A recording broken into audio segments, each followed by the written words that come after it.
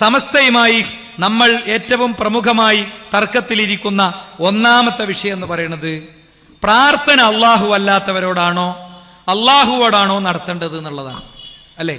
ഞാൻ നിങ്ങൾക്ക് ഈ വിഷയത്തിലൊക്കെ സമസ്തയുടെ അഭിപ്രായങ്ങളൊക്കെ ഒന്ന് മനസ്സിലാക്കാൻ വേണ്ടി ചില വാചകമൊക്കെ ഒന്ന് വായിക്കാം. ഞാൻ വായിച്ച ഏത് വാചകം നിങ്ങൾക്ക് കിട്ടും. നിങ്ങൾക്ക് അതിൽ സംശയം തോന്നുകയാണെങ്കിൽ ഈ പ്രദേശത്തൊക്കെ ഉള്ള ഞങ്ങളുടെ സുഹൃത്തുക്കളോട് പറഞ്ഞാൽ വാട്സപ്പ് നമ്പറും കൊടുത്താൽ നമ്മളണ്ട് അയച്ചു തരും കേട്ടോ. നമ്മളണ്ട് അയച്ചു തരും. ഇത് പുതിയ കാലമാണ്, വേഗമൊക്കെ കൈമാറാൻ പറ്റും. എന്താണ് അള്ളാഹുവിൻ്റെ കാര്യത്തിൽ ഇവരുടെ അഭിപ്രായങ്ങളാണ് ഞങ്ങൾക്ക് പറഞ്ഞു തരുന്നത്. പ്രാർത്ഥന അള്ളാഹുവോട് മാത്രം എന്ന പ്രമേയം സാക്ഷാൽ ഇബിലീസിന്റെ പ്രമേയമാണെന്ന് സുന്നി പണ്ഡിതന്മാർ വഹാബികളെ തെര്യപ്പെടുത്തി. ഹാഷിം നഈമി എന്ന് പറയുന്ന ഒരു ഉസ്താദ് എഴുതിയതാണ്. നിങ്ങൾക്ക് ഇങ്ങനെ അഭിപ്രായം ഉണ്ടോ? പ്രാർത്ഥന അള്ളാഹുവോട് മാത്രം എന്നത് ഇബിലീസിന്റെ പ്രമേയമാണെന്നാണ്. ഇബിലീസിന്റെ പ്രമേയം നമ്മൾ നിൽക്കുന്ന പാളയം മുന്നോട്ട് വെക്കുന്ന ആശയമാണ്.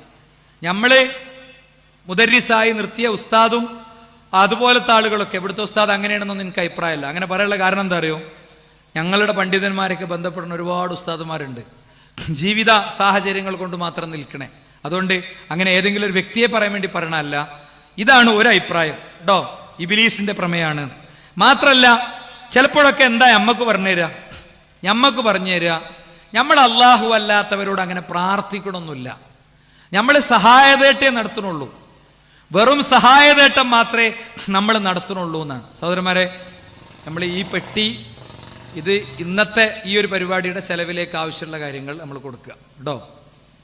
ഇന്നത്തെ ചെലവ് എന്ന് പറഞ്ഞാൽ മൈക്ക്, ബോക്സ്, സാധനമൊക്കെയാണ്. ഞാനിത് പ്രത്യേകം പറയാണ്, അമ്പിയാക്കളുടെ മാതൃക വെച്ച് പറയാണ്. ഞാൻ നിങ്ങളോട് യാതൊരു പിരിവും ചോദിക്കണില്ലായിരുന്നില്ല അമ്പിയാക്കൾ. എനിക്ക് ഇവിടുന്ന് ഞാൻ വന്നത് ബസ്സിലായതുകൊണ്ട് എൻ്റെ വണ്ടിൻ്റെ ചിലവ് ഞാൻ എടുത്തോളും, എനിക്ക് വേണ്ട. അപ്പോൾ ആ പൈസ ഇതിലില്ല എന്ന് പ്രത്യേകം നിങ്ങളോട് പറയാണ് കേട്ടോ. അത് പറയണത് ചിലപ്പോഴൊക്കെ ഇങ്ങനത്തെ പരിപാടികൾക്കൊക്കെ നേരത്തെ വലിയ പൈസ ഫിക്സ് ചെയ്ത് വരുന്ന ആളുകളുള്ളതുകൊണ്ട്, അങ്ങനത്തെ ഒരു സാമൂഹിക പരിസരം ഉള്ളതുകൊണ്ട് മാത്രം പറഞ്ഞാൽ. ഞാൻ ബസ്സിന് കയറി പോകുന്നതുകൊണ്ട് ബസ്സിന് വളരെ ചെറിയ പൈസ എനിക്ക് ചിലവായിട്ടുള്ളൂ. അത് എടുക്കാനുള്ള നല്ലൊരു ഉദ്യോഗം പരിപാടിക്ക് എനിക്കുണ്ട്. അതുകൊണ്ട് അതെനിക്ക് വേണ്ട. അല്ലാത്ത ഇവിടുത്തെ സൗണ്ട് ബാക്കി കാര്യങ്ങളൊക്കെ ഈ പൈസ എടുത്ത് അടുത്തൊരു സ്ഥലത്ത് പരിപാടി വെക്കണം. ആ നിലയ്ക്ക് ഈ വിഷയത്തിൽ സഹായിക്കണം എന്ന് പ്രത്യേകം പറയണം. അപ്പോൾ ഉസ്താദുമാര് നമ്മളോട് പറയുന്നതാ, പ്രാർത്ഥിക്കുക എന്നുള്ള പരിപാടി നമുക്കില്ല എന്നാണ്. എന്നാലും നേരിട്ട് പ്രാർത്ഥിക്കണേയും സുജൂദ് ചെയ്യണൊക്കെ ഒരുപാട് ക്ലിപ്പുകളൊക്കെ ഞങ്ങൾ എടുത്തിട്ടുണ്ട്. ഖബറിന്റെ മുമ്പിൽ സുജൂദ് ചെയ്യണമൊക്കെ ഉണ്ട്. നോക്കൂ നിങ്ങൾ, യാ സയ്യിദ സാദാത്തി ജിഅ്തുക ഖാസിദ അർജു ഹിമാക ഫലാ തുഖയ്യിബ് മഖ്സദി എന്ന് സയ്യിദന്മാരുടെ നേതാവായ നബിയെ, അങ്ങയുടെ ഉമ്മത്തിൽപ്പെട്ട സാധുവായ മഖ്ദൂമിത അങ്ങയുടെ സമീപത്തെത്തിയിരിക്കുന്നു. എൻ്റെ ഉദ്ദേശങ്ങൾ സഫലമാക്കി തരണേ, അഭയം നൽകണേ, ദുഃഖിതനായി മടക്കരുതേ എന്ന് മങ്കൂസ് മൗലിദിൽ സൈനുദ്ദീൻ മഖ്ദൂം രണ്ടാമൻ എന്നെ പറ്റിയിട്ട് എഴുതാൻ വിശ്വത പണ്ഡിതനായ സൈനുദ്ദീൻ മഖ്ദൂം തങ്ങൾ കാബയുടെ സമീപത്തെത്തി നബിയോട് മൗലിദ് പാരായണത്തിലൂടെ ഉദ്ദേശ ലക്ഷ്യങ്ങൾക്കായി പ്രാർത്ഥിച്ചതിന് വ്യക്തമായ രേഖയാണ് മുകളിലെ മൗലൂദിലെ വരി എന്നാണ്. അപ്പൊ പ്രാർത്ഥിക്കാന്ന് പറഞ്ഞ പരിപാടി തന്നെ ഉണ്ട്. പിന്നെ നമ്മൾ ചക്കനെ വിളിച്ചിട്ട് പിലാക്കായി എന്ന് പേരിട്ടുകൊണ്ട് കാര്യമില്ലല്ലോ. ഉണ്ടോ?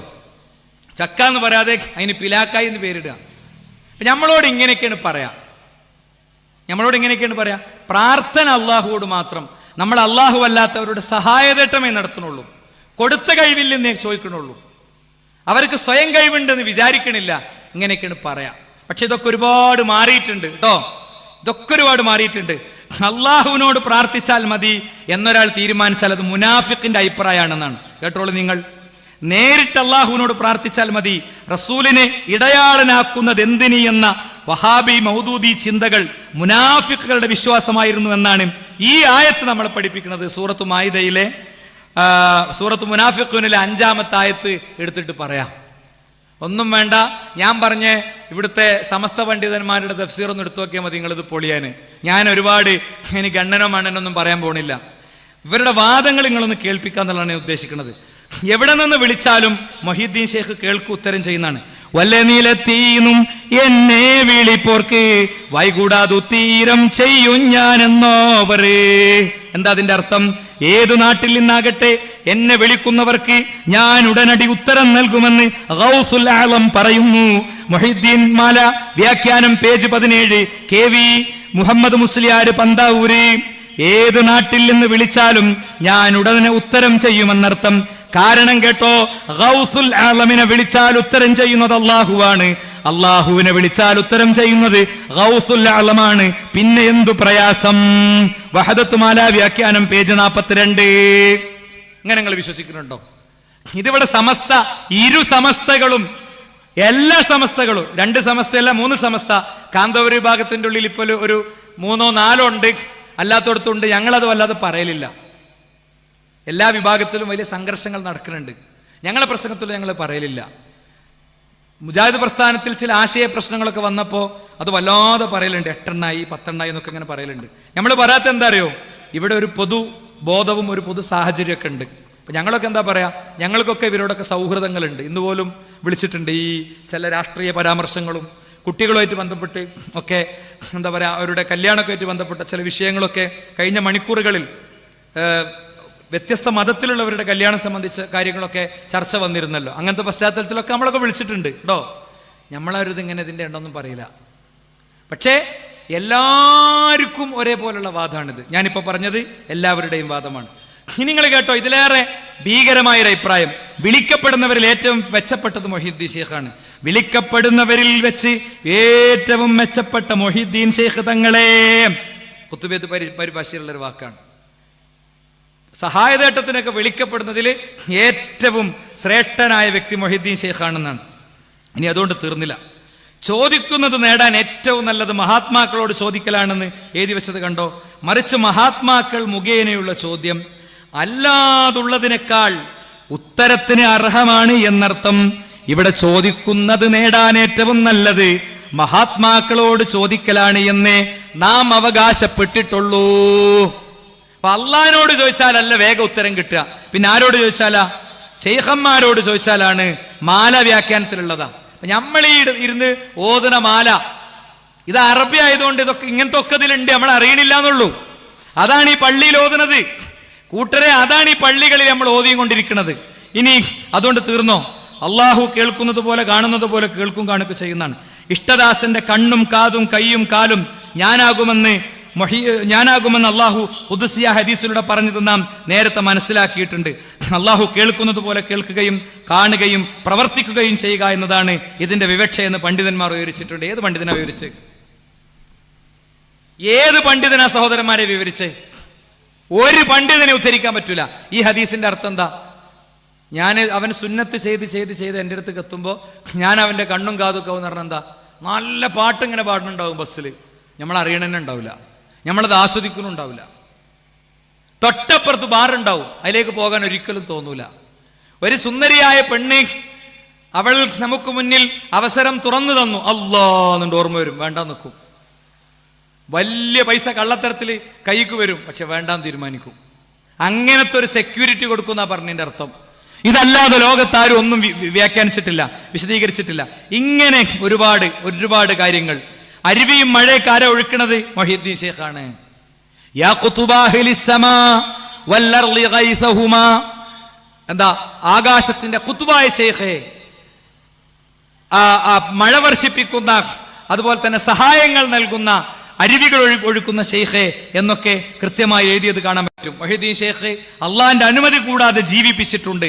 ഇങ്ങനെ പറഞ്ഞു പോയി മൊഹീദ്ദീൻ ഷെയ്ഖിനെ കണ്ട് വിട്ടിട്ട് ഇപ്പൊ അങ്ങ് ഇവിടെയുള്ള മടവൂരിലുള്ള ഒരു ഷെയ്ഖിനെ കുറിച്ച്, അദ്ദേഹത്തെ കുറിച്ച് എഴുതി വെച്ചത് എന്താ നിങ്ങള്? അദ്ദേഹത്തെ കുറിച്ച് പ്രസംഗിക്കണ എന്താ നിങ്ങള്?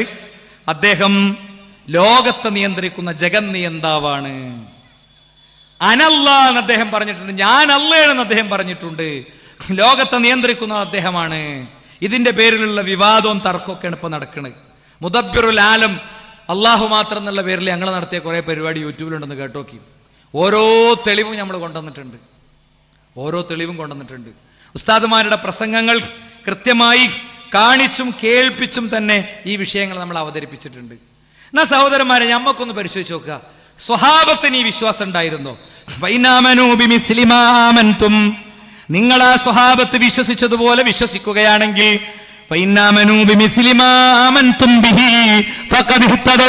നിങ്ങൾ ആ സ്വഹാബത്ത് വിശ്വസിച്ചതുപോലെ വിശ്വസിക്കുകയാണെങ്കിൽ നിങ്ങൾ നേർമാർഗത്തിൽ എത്തിച്ചേർന്നിരിക്കുന്നു. സ്വഹാബത്ത് വിശ്വസിച്ചിട്ടുണ്ടോ? എന്താ? അള്ളാഹുവോട് പ്രാർത്ഥിച്ചാൽ അള്ളാഹുവോട് മാത്രം പ്രാർത്ഥിക്കൽ ഇബ്ലീസിന്റെ വാദാണെന്ന് സ്വഹാബത്ത് വിശ്വസിച്ചിട്ടുണ്ടോ?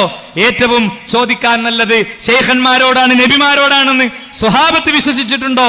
ഉത്തരം കിട്ടാൻ നല്ലത് അവരോടാണെന്ന് സ്വഹാബത്ത് വിശ്വസിച്ചിട്ടുണ്ടോ?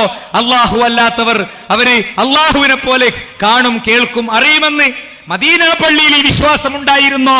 പരിശുദ്ധ മക്കയിൽ ഈ വിശ്വാസമുണ്ടായിരുന്നോ? സ്വഹാബത്ത് ജീവിച്ച ജസീറത്തുൽ അറബിൽ ഈ വിശ്വാസമുണ്ടായിരുന്നോ? മാലിക് ദിനാർ റളിയല്ലാഹു അൻഹുവിന്റെ സംഘം അവരിങ്ങോട്ട് വരുമ്പോ ഇങ്ങനത്തെ ഒരു വിശ്വാസം അവരുടെ നെഞ്ചത്തുണ്ടായിരുന്നോ? അവരുടെ വിശ്വാസത്തിലുണ്ടായിരുന്നോ? ഇതാ നമ്മളെ ചോദ്യം. ഇല്ല എന്ന് ഖുർആൻ കൊണ്ട് നമുക്ക് സാക്ഷ്യപ്പെടുത്താം. കാരണം ഖുർആൻ പറയാണ് ഇയ്യാക നഅ്ബുദു വ ഇയ്യാക നസ്തഈൻ. 17 തവണ നമ്മൾ ഓതുന്നുണ്ട്, 17 തവണ ദിവസവും ഓതുന്നുണ്ട്. പക്ഷേ 17 തവണ ഓതുമ്പോൾ ഒരിക്കൽ പോലും ഇതിന്റെ ആയത്തിന്റെ അർത്ഥത്തോട് ചേർന്ന് നിന്നിട്ടില്ല. നിന്നെ മാത്രം ആരാധിക്കുന്നു, നിന്നോട് മാത്രം സഹായതേട്ടം നടത്തുന്നു. അപ്പൊ ഇതൊരു വലിയ ബുദ്ധിമുട്ടായപ്പോ ഇതൊക്കെ ഉണ്ടോ നിങ്ങൾ പരിശോധിച്ചോളി. മുസ്തഫൽ ഫൈസി എന്ന് പറയുന്ന ഒരു ഉസ്താദ് ഉണ്ട്. എന്തിനാ ആളെ പേര് പറയണത് മനസ്സിലാകാൻ. ഈ ഹദീസിന്റെ ഗ്രന്ഥങ്ങളിലൊക്കെ റിപ്പോർട്ടർമാരെ ഉദ്ധരിക്കുന്നിടത്ത് കാണാം അവൻ ഫാസിഖാണ്, അവൻ കാദിബാണെന്നൊക്കെ. അതെന്തിനാ അങ്ങനെ പറയണേ? ഇയാളെടുത്തുനിന്ന് ഹദീസ് സ്വീകരിക്കരുത് എന്ന് പറയാൻ. അയാൾ നല്ല മനുഷ്യനാണ്, അയാൾ വളരെ ഉഷാറാണെന്നൊക്കെ എഴുതിയത് കാണാം, സ്വീകരിച്ചോളി എന്ന് പറയാൻ. അപ്പൊ പേര് പറയണത് ഒരാളെ മോശാക്കാനല്ല, അതിലൊരു ദീനുണ്ട്, അതുകൊണ്ടാണ് പേര് പറയുന്നത് കേട്ടോ. ആരെയും കളിയാക്കണ വല്ല പരാമർശമൊക്കെ ഉണ്ടെങ്കിൽ ഞാൻ ഇറങ്ങുമ്പോൾ നിങ്ങൾ പറഞ്ഞോളൂ നിങ്ങളാ പറഞ്ഞത് ശരിയായില്ല. കാരണം ഞാൻ നേരത്തെ പറഞ്ഞ പോലെ ഞാനിവിടെ വന്നത് ഇന്നത്തെ ഒരു പകൽ, ഇന്നത്തെ ഒരു രാത്രി ഇബാദത്ത് എടുക്കാന്നുള്ള നിൽക്കാം. രാവിലെ മുതൽ വൈകുന്നേരം വരെ കുട്ടികളെ പഠിപ്പിച്ചതിൻ്റെ ശേഷം ഞാൻ വരുന്നത്. അതുകൊണ്ട് എനിക്കിതിൽ 100% ഉദ്ദേശശുദ്ധി മാത്രമേ ഉള്ളൂ. നിങ്ങൾ നോക്ക്, ഈ ആയത്ത് ഈ ഉസ്താദ് എന്താ ചെയ്തത്? മൂപ്പര് തഫ്സീർ എഴുതിയപ്പോ നിന്നെ മാത്രം ആരാധിക്കുന്നു എന്നുള്ളത് നിന്നെ ആരാധിക്കുന്നു, നിന്നോട് മാത്രം സഹായതേട്ടം നടത്തുന്നു എന്നുള്ളത് നിന്നോട് സഹായം തേട്ടം നടത്തുന്നു. പതുക്കെ ഒരു മാത്രം എടുത്ത് ഒഴിവാക്കി. ഇപ്പൊ ഖുർആനിൽ അട്ടിമറി നടത്തുന്നവര്, ഹദീസ് മുറിച്ചു വായിക്കണവരെന്നൊക്കെ മുജാഹിദീങ്ങളെ കുറിച്ച് പറയും. ഇങ്ങനെ ഞങ്ങൾ ചെയ്തത് എന്തേലും ഉണ്ടെങ്കിൽ ഒന്ന് പറയാൻ പറയും ഉസ്താദുമാരോട്. ഈ മുസ്തഫൽ ഫൈസിന്റെ പരിഭാഷ അതിന്റെ ഫോട്ടോ കോപ്പി നിങ്ങൾക്ക് തരും, പഠിക്കാൻ സന്നദ്ധരായ ആളുകൾക്ക് കിട്ടും, ഒരു പ്രശ്നമല്ല കേട്ടോ. ഓൺലൈനിൽ നിന്ന് മനോഹരമായി നിങ്ങൾക്ക് ഇതൊക്കെ എടുക്കാൻ കഴിയും. ഇതൊക്കെ ഞങ്ങൾ സെറ്റ് ചെയ്ത് വെച്ചിട്ടുണ്ട് പഠിക്കണവർക്ക് എടുക്കാൻ വേണ്ടിയിട്ട്. അപ്പൊ നമ്മൾ ഇടനെഞ്ചിൽ കൈവച്ച് നമ്മൾ എടുക്കുന്ന പ്രതിജ്ഞയാണ്, പടച്ചോനെ നിന്നെ മാത്രമേ ആരാധിക്കുള്ളൂ, നിന്നോട് മാത്രമേ സഹായതേട്ടം നടത്തുള്ളൂ. അങ്ങനെ ഒരു പ്രതിജ്ഞ എടുത്തതുകൊണ്ട് ഖുർആൻ സൂറത്തു ബഖറന്റെ 186 2:186 വലിയ കോൾ ഇമ്പിച്ചിക്കോയ തങ്ങളുടെ പരിഭാഷ ഒന്ന് വായിച്ചു നോക്കാൻ വേണ്ടിയിട്ടാണ്. ഈ ആയത്തിന് ഞാൻ പറയണതല്ലാത്ത അർത്ഥം ഉണ്ടോന്ന് നിങ്ങൾ ചെക്ക് ചെയ്യാൻ വേണ്ടിയിട്ടാട്ടോ ഞാൻ നമ്പർ പറയണത്. എന്താ ഖുർആൻ പറയണേ? വഖാല റബ്ബുകും ഉദ്ഊനി അസ്തജിബ് ലക്കും ഇന്നല്ലദീന യസ്തക്ബിറൂന അൻ ഇബാദതി സയദ്ഖുലൂന ജഹന്നമ ദാഖിരീൻ. വഖാല റബ്ബുക്കും, നിങ്ങളെ രക്ഷിതാവ് പറഞ്ഞിരിക്കുന്നു, ഉദ്ഊനി നിങ്ങൾ എന്നോട് പ്രാർത്ഥിക്കണേ, അസ്തജിബ് ലക്കും ഞാൻ നിങ്ങൾക്ക് ഉത്തരം നൽകാം, ഇന്നല്ലദീന യസ്തക്ബിറൂന അൻ ഇബാദതി എന്നോട് ആരാധിക്കാതെ പ്രാർത്ഥിക്കാതെ ധിക്കാരികളായി പോകുന്നവർ സയദ്ഖുലൂന ജഹന്നമ ദാഖിരീൻ അവർ നിന്ദരായി നരകത്തിലേക്കാണ് പ്രവേശിക്കുക. അല്ലാഹ് പറഞ്ഞതാണ് നിങ്ങൾ എന്നോട് പ്രാർത്ഥിക്കണമെന്ന്. ഇനി ഒന്നുകൂടി പറയാണ് അല്ലേ, സൂറത്തു ഗാഫിറിലെ 60-ാമത്തെ വചനാണ് ഞാനിപ്പോ ഓതിയത്. സൂറത്തു ബഖറയിലെ 156 ഇനിയും അതാ, വൈദാ സഅലക ഇബാദി അന്നി, എന്റെ അടിമകൾ എന്നെ കുറിച്ച് അങ്ങയോട് ചോദിച്ചാൽ അങ്ങ് പറയണം ഇന്നി ഖരീബ്, ഞാൻ സമീപസ്ഥനാണ്, ഉജീബു ദഅവത ദാഇ ഇദാ ദഅൻ, പ്രാർത്ഥിക്കുന്നവന്റെ പ്രാർത്ഥനയ്ക്ക് ഞാൻ ഉത്തരം നൽകും. ഫല്ലസ്തജീബൂ ലീ, അവരെന്നോട് പ്രാർത്ഥിക്കട്ടെ, ഫല്യുമിനൂ ബി, അവരെന്നെ വിശ്വസിക്കട്ടെ, ലഅല്ലഹും യർശുദൂൻ, അവർ ശരിയായ മാർഗത്തിലേക്ക് അവർ എത്തിപ്പെടും. അപ്പൊ നമുക്കൊരു സംശയം, നമുക്കുള്ള സംശയം എന്താ? പടച്ചോൻ പ്രാർത്ഥിച്ചോട്ടെ എന്നൊക്കെ പറയുന്നുണ്ട്. നമ്മൾ പാപം ചെയ്തവരല്ലേ, നമ്മൾ കുറ്റം ചെയ്തവരല്ലേ, പാപവും കുറ്റമൊക്കെ ചെയ്തവർക്ക് ഇത് കിട്ടോ? ഉത്തരം ഖുർആൻ പറയാണ്. 39-ാമത്തെ അധ്യായം സൂറത്തു സുമറിന്റെ 53-ൽ ഖുർആൻ പറയാണ്, ഖുൽ യാ ഇബാദിയല്ലദീന അസ്റഫൂ അലാ അൻഫുസിഹിം ലാ തഖ്നതൂ മിർ റഹ്മത്തില്ലാഹ് ഇന്നഹു ഹുവൽ ഗഫൂറുർ റഹീം. ഖുൽ യാ ഇബാദിയല്ലദീന അസ്റഫൂ അലാ അൻഫുസിഹിം, സ്വന്തം നഫ്സുകളോട് അതിക്രമങ്ങൾ പ്രവർത്തിച്ച എന്റെ അടിമകളോട് അങ്ങ് പറയണം നബിയേ, ഇന്നല്ലാഹ യഗ്ഫിറു ദുനൂബ ജമീഅ, അല്ലാഹു എല്ലാ പാപങ്ങളും നിങ്ങൾക്ക് പുറത്തു തരും, അല്ലാഹു പാപം പൊറുക്കുന്നവനല്ലേ. എന്നിട്ടൊരു ചോദ്യം കൂടി ചോദിക്കുന്നു മറ്റൊരു വചനത്തിൽ, വമൻ യഗ്ഫിറു ദുനൂബ ഇല്ലല്ലാഹ്, അല്ലാഹു അല്ലാതെ നിങ്ങൾക്കാരാണ് സുഹൃത്തുക്കളെ, സഹോദരന്മാരെ പുറത്തു തരാനുള്ളത്? ഒന്നുകൂടി മറ്റൊരു വചനത്തിൽ ചോദിക്കുകയാണ്, അലൈസല്ലാഹു ബികാഫിൻ അബ്ദ, അല്ലാഹുവിന് അല്ലാഹുവിന്റെ അടിമ പോരേ? അല്ലാഹുവിന്റെ അടിമക്ക് അല്ലാഹു പോരേ? ഖുർആന്റെ ചോദ്യമാണ്. അല്ലാഹു അടുത്തുണ്ട്, അല്ലാഹ് ഉത്തരം നൽകും, അല്ലാഹ് പോരെ അടിമക്ക് എന്നുള്ള ചോദ്യമൊക്കെ ചോദിച്ചിട്ട് ഖുർആൻ പറയാണ് അല്ലാഹ് എത്രത്തോളം അടുത്തുണ്ട്. വിശുദ്ധ ഖുർആന്റെ 50-ാമത്തെ സൂറത്തിൽ ഖുർആൻ പറയാണ്, വലഖദ് ഖലഖ്നൽ ഇൻസാന വനഅലമു മാ തുവസ്വിസു ബിഹി നഫ്സു വനഹ്നു അഖ്റബു ഇലൈഹി മിൻ ഹബ്ലിൽ വരീദ്. വലഖദ് ഖലഖ്നൽ ഇൻസാൻ, നാമാണ് മനുഷ്യനെ പടച്ചത്. പിതാവിന്റെ ശരീരത്തിൽ നിന്ന് സ്രവിക്കുന്ന ആ ഇന്ദ്രിയ ബിന്ദു മാതാവിന്റെ ശരീരത്തിൽ അണ്ഡവുമായി കൂടിച്ചേരുകയാണ്. കോടിക്കണക്കിന് 20 കോടി മുതൽ 40 കോടി വരെയുള്ള ബീജബിന്ദുക്കളിൽ നിന്ന് ഏറ്റവും വേഗത്തിൽ യാത്ര ചെയ്തെത്തുന്ന ഒന്ന് മാതാവിന്റെ അണ്ഡവുമായി കൂടിച്ചേർന്ന് അണ്ഡവാഹിനിക്കുടലിലെ ഇന്ദ്രിയ ബിന്ദുവായി യാത്ര ചെയ്ത് ഫീ ളുലുമാതിൻ സലാസ്, ഗവേഷകരും ഗവേഷണങ്ങളും സയൻസും ലബോറട്ടറിയും ഇല്ലാത്ത കാലത്ത് ലോകത്തെ സൃഷ്ടിച്ച റബ്ബിന്റെ കിതാബ് അത് യഥാർത്ഥത്തിൽ ദൈവികമാണെന്നും പ്രവാചകൻ ദൈവത്തിന്റെ പ്രവാചകനാണെന്നും ബോധ്യപ്പെടുത്തുന്ന പ്രയോഗം. 3 ഇരുട്ടറകളുണ്ട് യൂട്രസിന്റെ ഉള്ളിൽ, ഗർഭാശയത്തിന്റെ ഉള്ളിൽ.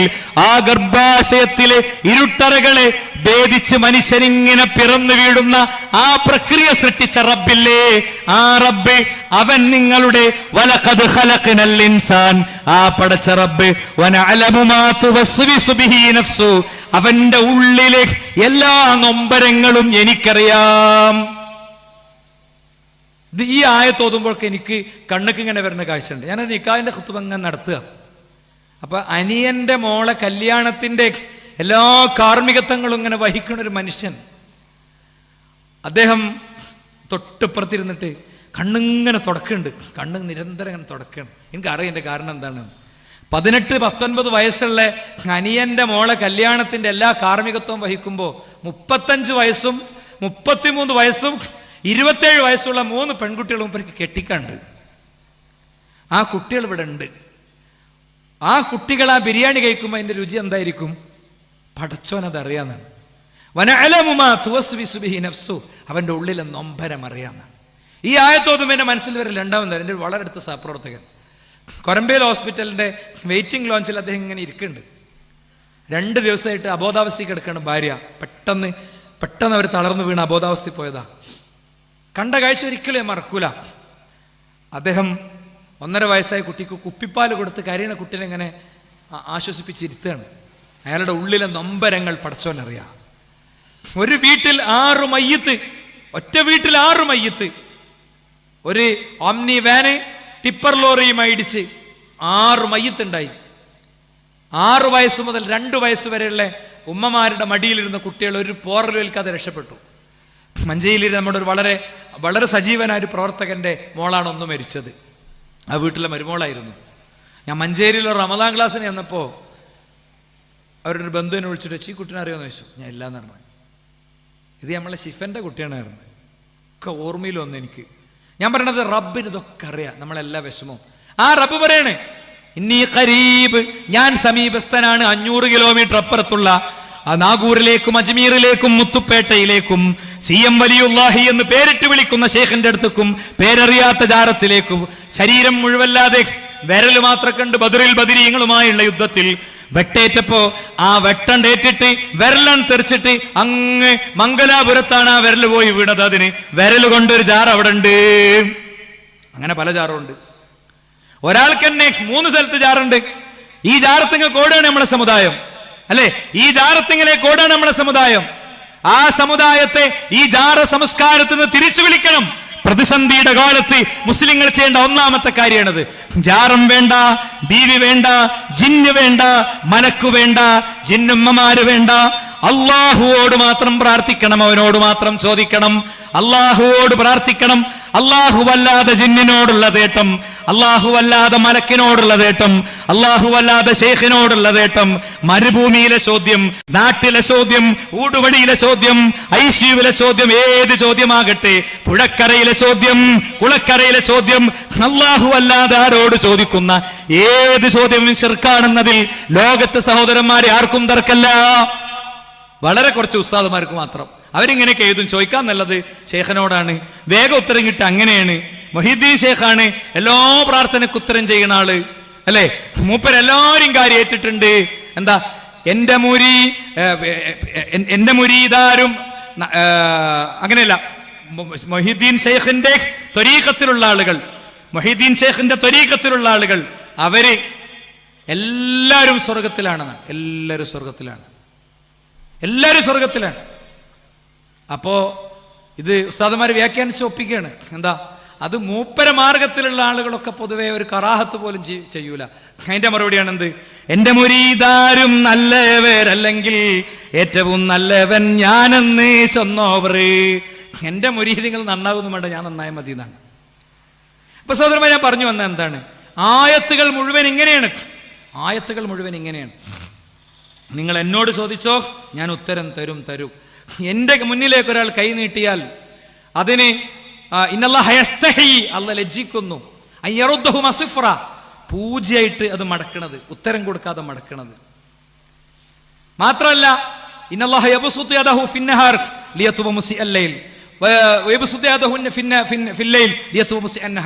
രാത്രി തെറ്റ് ചെയ്തവന്റെ പാപം പൊറുക്കാൻ പകലിലും, പകൽ തെറ്റ് ചെയ്തവന്റെ പാപം പൊറുക്കാൻ റബ്ബ് രാത്രിയിലും ഇരു കരങ്ങളും നീട്ടി കാത്തു നിൽക്കുന്നു. 100 ആളെ കൊന്ന മനുഷ്യന്റെ കഥ പറഞ്ഞത് എന്തിനാ?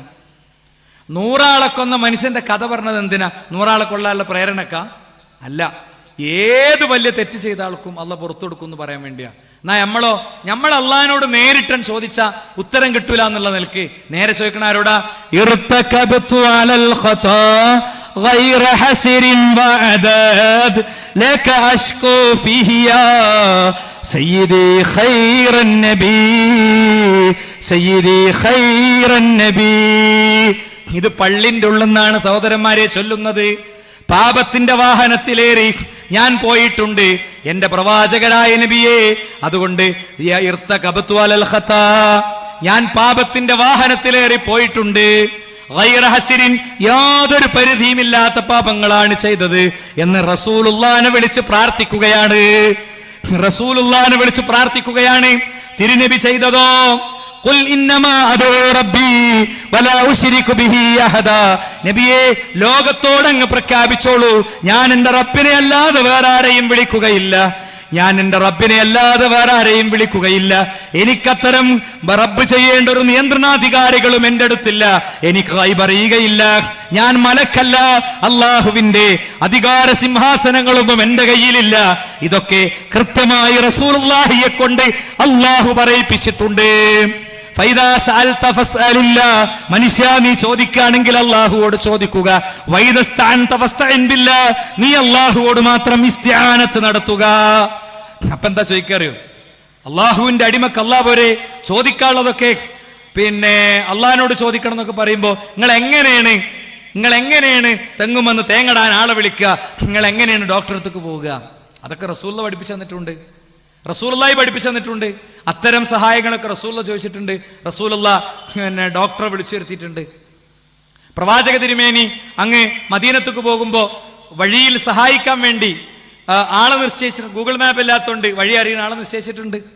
റസൂലുള്ളാഹി സംഘം ഇങ്ങനെ നടന്നു പോകുമ്പോൾ കാലടിപ്പാടുകൾ കണ്ട് ഖുറൈശികൾ പിന്തുടരാതിരിക്കാൻ വേണ്ടി ആട്ടിൻകൂട്ടത്തെയും കൊണ്ട് വേറെ ആളെ നിയോഗിച്ചിട്ടുണ്ട്. അപ്പൊ ഇവിടുത്തെ മർമ്മന്ത, തർക്കത്തിന്റെ മർമ്മന്ത, അള്ളാഹുവോട് മാത്രം ചോദിച്ചാൽ അള്ളാഹ്ക്ക് മാത്രം പറഞ്ഞുതരാൻ പറ്റിയ കാര്യമുണ്ട്. അതിനെയാണ് അഭൗതികം എന്ന് വിളിക്കുക. മനസ്സിലാക്കാൻ ഒരു ബുദ്ധിമുട്ടുള്ള സഹോദരന്മാരെ, അള്ളാഹുവോട് ചോദിച്ചാൽ അള്ളാഹുവിനെ മാത്രമേ പരിഹരിച്ചു തരാൻ പറ്റുള്ളൂ. വേറെ ആർക്കും പരിഹരിച്ചു തരാൻ പറ്റൂല. പടച്ചോനെ, എനിക്കൊരു ഗ്ലാസ് ചായ കൊണ്ടുവന്നുണ്ടാന്നല്ല പറയാം. പടച്ചോനെ, എനിക്കൊരു ഗ്ലാസ് ചായ വേണമല്ലോ, കിട്ടണമല്ലോ, അതിനൊരു തോഫീക്ക് വേണമല്ലോ. അപ്പൊ ചായ കിട്ടും.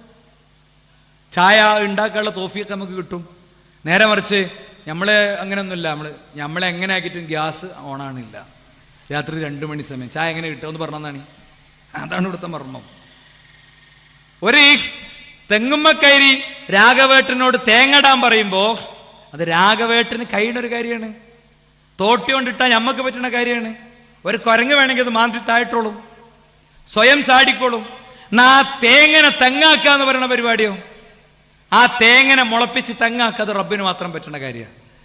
ഇതിലൊന്നും കൺഫ്യൂഷൻ ആകാനൊന്നുമില്ല. ഉസ്താദ്മാര് അഭൗതികം ഭൗതികം എന്നൊക്കെ പറഞ്ഞിട്ട് ബേജാറാക്കുമ്പോൾ ബേജാറാക്കേണ്ട കാര്യമൊന്നുമില്ല.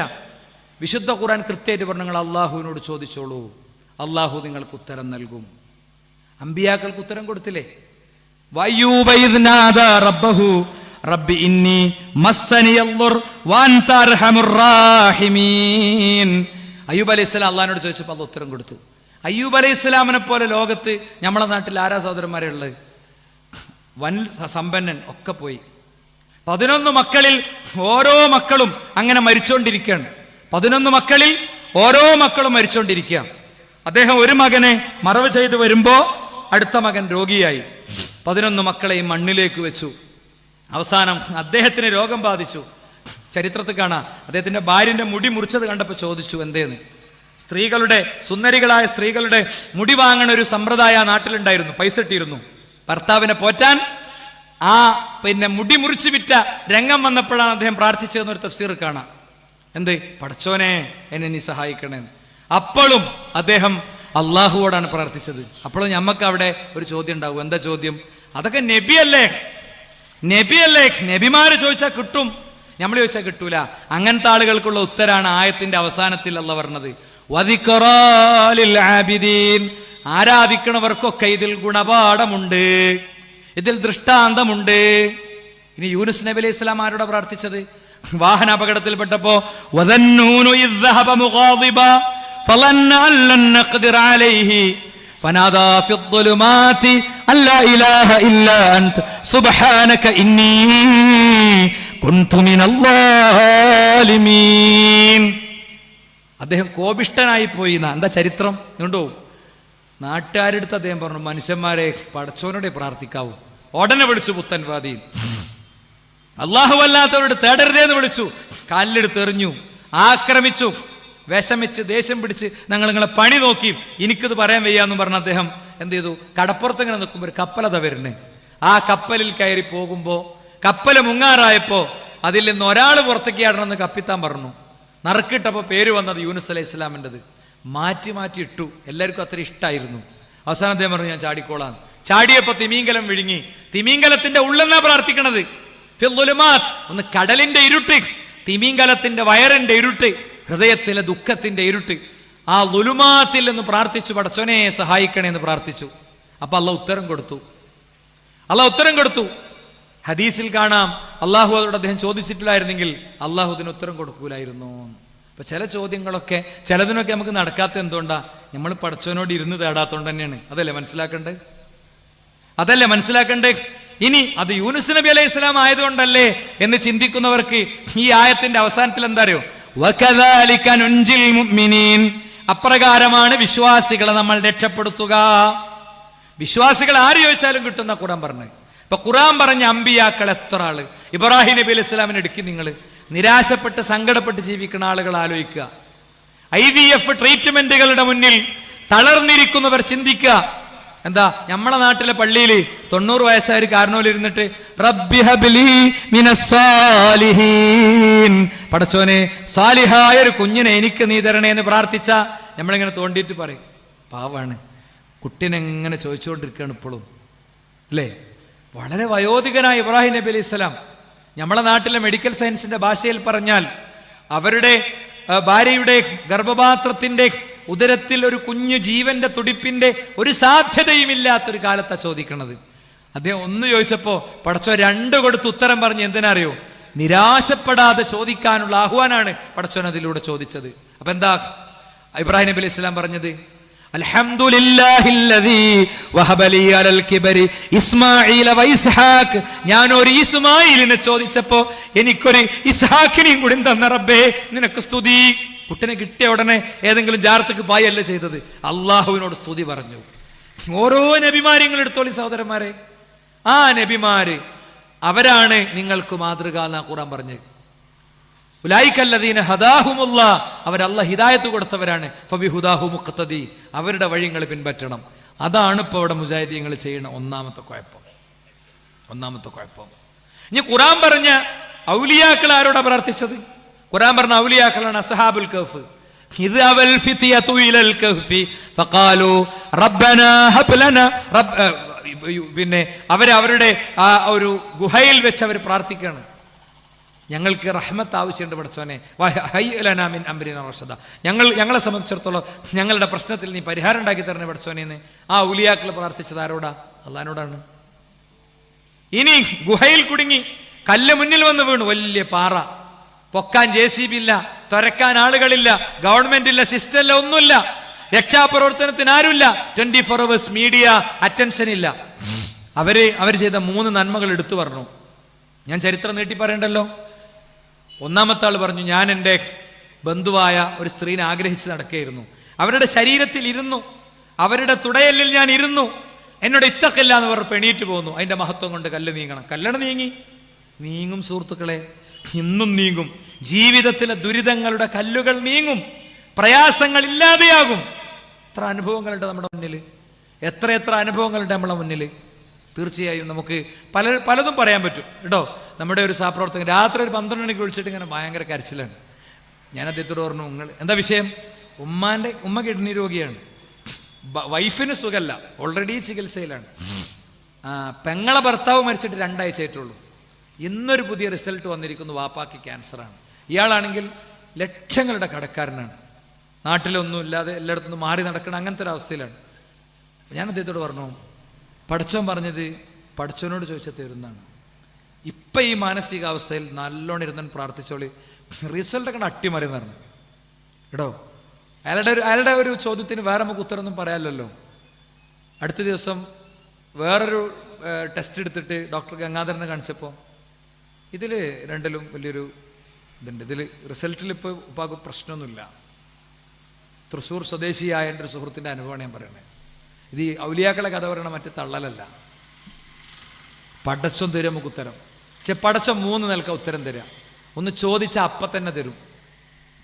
ആക്സിഡൻറ്റിലൊക്കെ പെട്ടു, വെന്റിലേറ്ററിലൊക്കെ കടന്നു, 19 ലക്ഷം റുപ്യ ചിലവായി, തിരിച്ചു വന്നു, പൂർണ്ണ ആരോഗ്യവനായി. അല്ലേ? എത്ര ആളുകളുണ്ട്? എന്നാലും വാപ്പാൻ്റെ ക്യാൻസർ മാറിയില്ല, പക്ഷേ ചോദിച്ചത് കിട്ടൂല, വേറൊന്ന് കൊടുക്കും എന്ന് പറഞ്ഞാൽ വലിയ വേദനയും വിഷമമൊന്നും ഇല്ലാതെ, വിശ്വാസത്തിലൊന്നും കുഴപ്പമൊന്നും വരാതെ, മക്കൾക്ക് വലിയ കടമൊന്നും വരാതെ, ആരും കുടുങ്ങാതെ, വീട്ടിലെ രാത്രി എല്ലാവരും ഉറക്കമൊന്നും മുടങ്ങാതെ വാപ്പ ഇങ്ങനെ കുറച്ചും കൂടിയൊക്കെ കാലം ജീവിച്ച് ആണ് മരിച്ചു. ചോദിച്ചത് കിട്ടില്ല, വേറൊന്ന് കിട്ടും. അതും കിട്ടിയില്ല, ചോദിച്ചതും കിട്ടിയില്ല. അമ്മക്കും ക്യാൻസർ ഒന്നും വിചാരിക്കുക, പ്രാർത്ഥന സ്വീകരിച്ചിട്ടില്ലേ? ഉണ്ട്. അത് പരലോകത്തൊരു അമലായി പഠിച്ച മാറ്റി വെക്കുന്ന. എന്നാലും മൊഹിദ്ദീൻ ഷേഖിന്റെ കാര്യത്തിൽ പറഞ്ഞെന്താ? വല്ല നിലത്തീനും എന്നെ വിളിപ്പോർക്ക് വൈകൂടാതെ ഉത്തീരം ചെയ്യും ഞാൻ എന്നോവറ്. എവിടുന്നെങ്കിലും വിളിച്ച അപ്പണ തരും ഉത്തരം എന്നാണ്. അള്ളാഹ് അങ്ങനെ പറഞ്ഞിട്ടില്ല. അള്ളാഹ് പറഞ്ഞ എന്താ? 3 നിലക്ക ഉത്തരം തരുക എന്നാണ്. അല്ലേ? അപ്പൊ ഖുർആൻ പറഞ്ഞ അമ്പിയാക്കളുടെ കാര്യം നമ്മൾ പറഞ്ഞു, ഔലിയാക്കളുടെ കാര്യം പറഞ്ഞു. ഇനി ബീവിമാരോ? ഖുർആൻ പറഞ്ഞ ബീവിമാരുടെ കാര്യോ? മറിയം ബീവി, ആസിയ ബീവി, ഇവരൊക്കെ ആരോടാ പ്രാർത്ഥിച്ചത്? ഒക്കെ അള്ളാഹുവോടാ പ്രാർത്ഥിച്ചത്. അല്ലേ? മറിയം ബീവിയും ആസിയ ബീവിയും ഒക്കെ അള്ളാഹുവോടാ പ്രാർത്ഥിച്ചത്. പടച്ചോനെ എനിക്ക് സ്വർഗത്തിലൊരു ഭവനം വേണേ. അപ്പൊ ഇതേ മുജാഹിദീങ്ങളിലൂടെ പറയുന്നുള്ളൂ. എന്താ കാരണം? അള്ളാഹു അല്ലാത്തവരോട് പ്രാർത്ഥിച്ച പ്രാർത്ഥനയ്ക്ക് ഉത്തരം കിട്ടുമോ? ഖുർആനിന്റെ സൂറത്ത് ഫാത്തിർ 35-ാമത്തെ അധ്യായത്തിന്റെ 13-14 വചനങ്ങളൊക്കെ എടുത്തു നോക്കൂ നിങ്ങൾ. ഇൻ തദഊഹും ലാ യസ്മഊ ദുആഅകും വലൗ സമിഉ മസ്തജാബൂ ലക്കും വയൗമൽ ഖിയാമത്തി യക്ഫുറൂന ബിശിർകികും ഫലാ യുനബ്ബിഉക മിസ്ലു ഖബീർ. നിങ്ങൾ അവരോട് പ്രാർത്ഥിച്ചാൽ, ഇൻതദഊഹും അവരോട് പ്രാർത്ഥിച്ചാൽ, ലാ യസ്മഊ ദുആഅകും നിങ്ങളുടെ വിളി അവർ കേൾക്കുകയില്ല, വലൗ സമിഉ ഇനി കേട്ടു എന്ന് തന്നെ സങ്കല്പിച്ചോ, മസ്തജാബൂ ലക്കും നിങ്ങൾക്ക് ഉത്തരം നൽകുകയില്ല. ആദ്യം പറഞ്ഞത് മറക്കല്ലേ സുഹൃത്തെ. വലിയ ഖാളിയുടെ അബ്ദുറഹ്മാൻ മഖ്ദൂമി പൊന്നാനിയുടെ ഒക്കെ പരിഭാഷ വെച്ച് പരിശോധിക്കുക. ഇതിന്റെ അർത്ഥം അവരോട് വിളിച്ചാൽ കേൾക്കൂല എന്ന് പറഞ്ഞത് വിഗ്രഹങ്ങളാണ് ഉസ്താദ്. അത് ലോകത്തെ ഏതെങ്കിലും തഫ്സീറിലുണ്ടോ വിഗ്രഹങ്ങൾ മാത്രമാണെന്ന്? ലോകത്തെല്ലാവരും ഇതിൽ പെട്ടു. ശ്രീ സത്യസായി ബാവയും അമ്മയൊക്കെ ഇതിൽ പെട്ടു. അവരോട് പ്രാർത്ഥിച്ചാൽ അവർ പ്രാർത്ഥന കേൾക്കൂല. സത്യസായി ബാവന്റെ മുന്നിൽ പോയിട്ട് എന്നെ രക്ഷിക്കണേ എന്ന് പറഞ്ഞാൽ പോലും അതിന്റെ ശബ്ദം ചിലപ്പോൾ കേൾക്കുന്നുണ്ടാവും. പക്ഷേ ഉള്ളിന്റെ ഉള്ളിലെ ആ തീഷ്ണമായ പ്രാർത്ഥനയുടെ ആ ഒരു വല്ലാത്ത പൂർണ്ണത ഉണ്ടല്ലോ, അതൊന്നും ഈ സത്യസായി ബാവക്ക് കിട്ടൂല. അതന്നെ എന്റെ അർത്ഥം. ആർക്കാ സംശയം? എവിടെ സംശയം? അതുകൊണ്ട് സഹോദരന്മാരെ, നമ്മൾ മനസ്സിലാക്കുക, അങ്ങനെയുള്ള വഴികെട്ട വഴിയാണ്.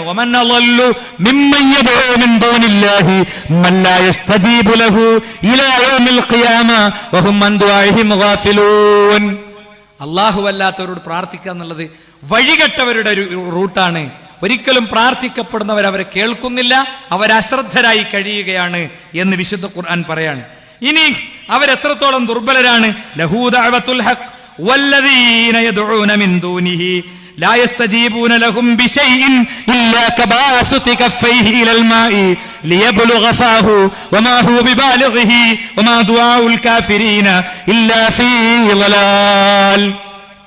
അല്ലാഹുവല്ലാത്തവരോട് പ്രാർത്ഥിക്കുന്ന പരിപാടി എടുക്കുന്ന ആളുകൾക്ക് അവർ യാതൊരു നിലക്കും ഉത്തരം നൽകുകയില്ല. പ്രാർത്ഥനയുടെ യഥാർത്ഥ അവകാശം റബ്ബിന് മാത്രമാണ്. എന്നിട്ട് ഉദാഹരണം ഇതാ, വെള്ളത്തിലേക്ക് കൈനീട്ടിയവനെ പോലെയാണ്. ചെമ്പിലെ വെള്ളത്തിന്റെ മുന്നിൽ ഇങ്ങനെ കൈനീട്ടി നിന്നാൽ തൊണ്ടയിലേക്ക് വെള്ളമെത്താത്തതുപോലെ ജാറങ്ങളിൽ, മഖാബുകളിൽ, പുണ്യാത്മാക്കളുടെ അരികിൽ, പുണ്യപുഷ്പങ്ങളുടെ അരികിൽ പോയി പ്രാർത്ഥിക്കുന്നവരെ, നിങ്ങളുടെ പ്രാർത്ഥനയ്ക്ക് ഉത്തരം കിട്ടുകയില്ല. മകനെ രക്ഷിക്കണേ, ഭർത്താവിന് ജോലി കൊടുക്കണേ, കുടുംബത്തിൽ ഐശ്വര്യം ഉണ്ടാക്കണേ, വീടിന്റെ പണി പൂർത്തിയാകണേ, മോൾക്ക് കല്യാണം വേണേ, ഈ വർഷമെങ്കിലും മഴ വരും മുമ്പ് വീടിന്റെ മേൽക്കൂര പൂർത്തീകരിച്ചു തരണേ, മാറാരോഗത്തിന്റെ കെടുതികളിൽ നിന്ന്, ദുരന്തത്തിൽ നിന്ന് രക്ഷിക്കണേ. ഇതൊന്നും ഒരു കേൾക്കൂല. ഓർക്ക് ഒരു നിലക്കും ഉത്തരം നൽകാൻ പറ്റില്ല. ഉദാഹരണം വീണ്ടും പറയാണ് വിശുദ്ധ ഖുർആൻ സൂറത്ത് ഹജ്ജിൽ നിന്നുള്ള ആയത്ത്, യാ അയ്യുഹല്ലദീന ആമനൂ ضرب مثل فاستمعوا له إن الذين تدعون من دون الله لن يخلقوا ذبابا ولو اجتمعوا له وإن يسلبهم الذباب شيئا لا يستنقذوه منه ضعف الطالب والمطلوب. ഈ പ്രാർത്ഥിക്കപ്പെടുന്ന ആളുകൾക്ക് കൊടുത്ത നിവേദ്യങ്ങളില്ലേ, ഓരോ സ്ഥലത്ത് ഓരോ സാധനം നിവേദ്യം. ഒരു സ്ഥലത്ത് ബീഡിയാണ് നിവേദ്യം. ഷേഖ് അദ്ദേഹത്തിന്റെ ജീവിതകാലത്ത് ഇഷ്ടംപോലെ ബീഡി വലിച്ചിരുന്നു. അപ്പൊ ആളുകൾ ഇങ്ങനെ പ്രാർത്ഥിച്ചതിന്റെ ശേഷം ബീഡി വെച്ചു പോരും. കരിങ്കൽ കോറിയിൽ ആൾക്കാർ പോയിട്ട് ബീഡി എടുത്ത് വലിക്കും. ചില സ്ഥലത്ത് അരിയാണ്, ചില സ്ഥലത്ത് അപ്പങ്ങളാണ്. കയ്യിന് കേടുവന്ന അവിടെ ഷേഖിന്റെ പള്ളി എന്ന് പറയുന്നത് ഷാദുലിപ്പള്ളി, അവിടെ എന്താണ് അപ്പാണ് കൊടുക്കുക. കയ്യിന് കേടുണ്ടെങ്കിൽ കയ്യിന്റെ കോലം, തലക്ക് കേടുണ്ടെങ്കിൽ തലന്റെ കോലം, ശരീരത്തിൽ ഓരോ അവയവത്തിന്റെയും കോലത്തിൽ അപ്പം കൊടുക്കുകയാണ് ചെയ്യുക കേട്ടോ.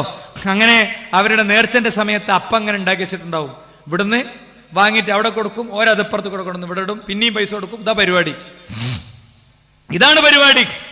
അതുകൊണ്ട് സഹോദരന്മാരെ, എത്ര ആയത്തുകൾ ഞാൻ ഇവിടെ ഓതി. ഇനി എത്ര ഓതണം?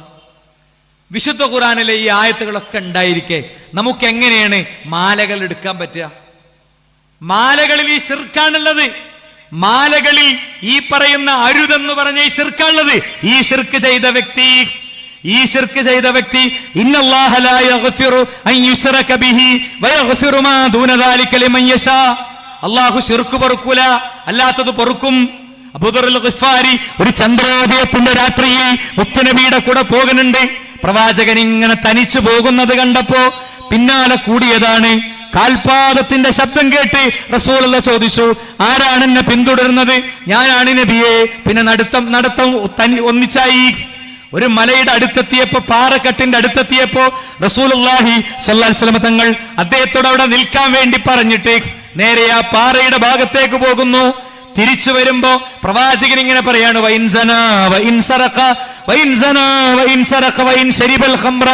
അവർ വ്യഭിചരിച്ചാലും മോഷ്ടിച്ചാലും മദ്യപിച്ചാലും ശരി, വ്യഭിചരിച്ചാലും മോഷ്ടിച്ചാലും മദ്യപിച്ചാലും ശരി. അബൂദർ ഗഫാരിക്ക് മനസ്സിലായില്ല. എന്തേ നബി എന്ന് ചോദിച്ചു. നമ്മൾ ഈ റോട്ടിൽ ഒരാൾ വെള്ളമടിച്ച് കിടക്കുന്നുണ്ട്, നമുക്ക് അറപ്പും വെറുപ്പും ഉണ്ടാവും അല്ലേ? എന്നാലോ ഒരു ജാർത്തങ്ങ പോണുണ്ടാലോ ഒരു പ്രശ്നം ഉണ്ടാവില്ല. എന്നാ ഹദീസ് കേട്ടോ, ഞാൻ പറയുന്ന ഹദീസ് ഉണ്ടോ നിങ്ങൾ പരിശോധിക്കുക. ജിബ്രീൽ അലൈഹിസ്സലാമെ റസൂൽ രാത്രി കണ്ടപ്പോൾ പറയാ, നബിയെ, നിങ്ങളുടെ ഉമ്മത്തിലെ ആളുകൾക്ക് ശിർക്കല്ലാത്തതൊക്കെ പടച്ചോൻ പുറത്തു കൊടുക്കും. അവരെ വ്യഭിചരിച്ചാലും മോഷ്ടിച്ചാലും മദ്യപിച്ചാലും അതുവരെ പടച്ചോൻ ഒരു പക്ഷേ അവർക്ക് പുറത്തു കൊടുക്കും. അതിൻ്റെ അർത്ഥം എന്താ? അത് ചെറിയ തിന്മയാണെന്നാണോ? ഈ 3 തിന്മൻ്റെയും പ്രത്യേകത, ഭൂമിയിൽ നിന്നുണ്ട് ശിക്ഷ, പരലോകത്തു നിന്നുണ്ട് ശിക്ഷ. വ്യഭിചരിച്ച വ്യക്തി വിവാഹിതനാണെങ്കിൽ എറിഞ്ഞു കൊല്ലും, നടുക്ക നിർത്തിയിട്ട് ആൾക്കാർ കല്ലെറിഞ്ഞിട്ട് കൊല്ലും. അയാൾ അങ്ങോട്ടോടും, അവിടുന്ന് ഇങ്ങോട്ടോടും, ഇവിടുന്ന് എറിഞ്ഞ് മരിക്കണത് വരെ എറി. അതിലൊന്നും നിങ്ങൾക്കൊരു കാരുണ്യം തോന്നുന്നുണ്ടെന്നാ ഖുർആൻ പറഞ്ഞത് അല്ലേ? അതാ ശിക്ഷ. പരലോകത്തേക്ക് ശിക്ഷയുണ്ട്, പരലോകത്തേക്ക് ശിക്ഷയുണ്ട്. ഭൂമിയിൽ മോഷ്ടിച്ചാളെ കൈവെട്ടും, പരലോകത്തേക്ക് ശിക്ഷയുണ്ട്. ഇത് ഇത്ര വലിയ കാര്യമാണെങ്കിലും പടച്ചതൊക്കെ പുറത്തു കൊടുക്കും.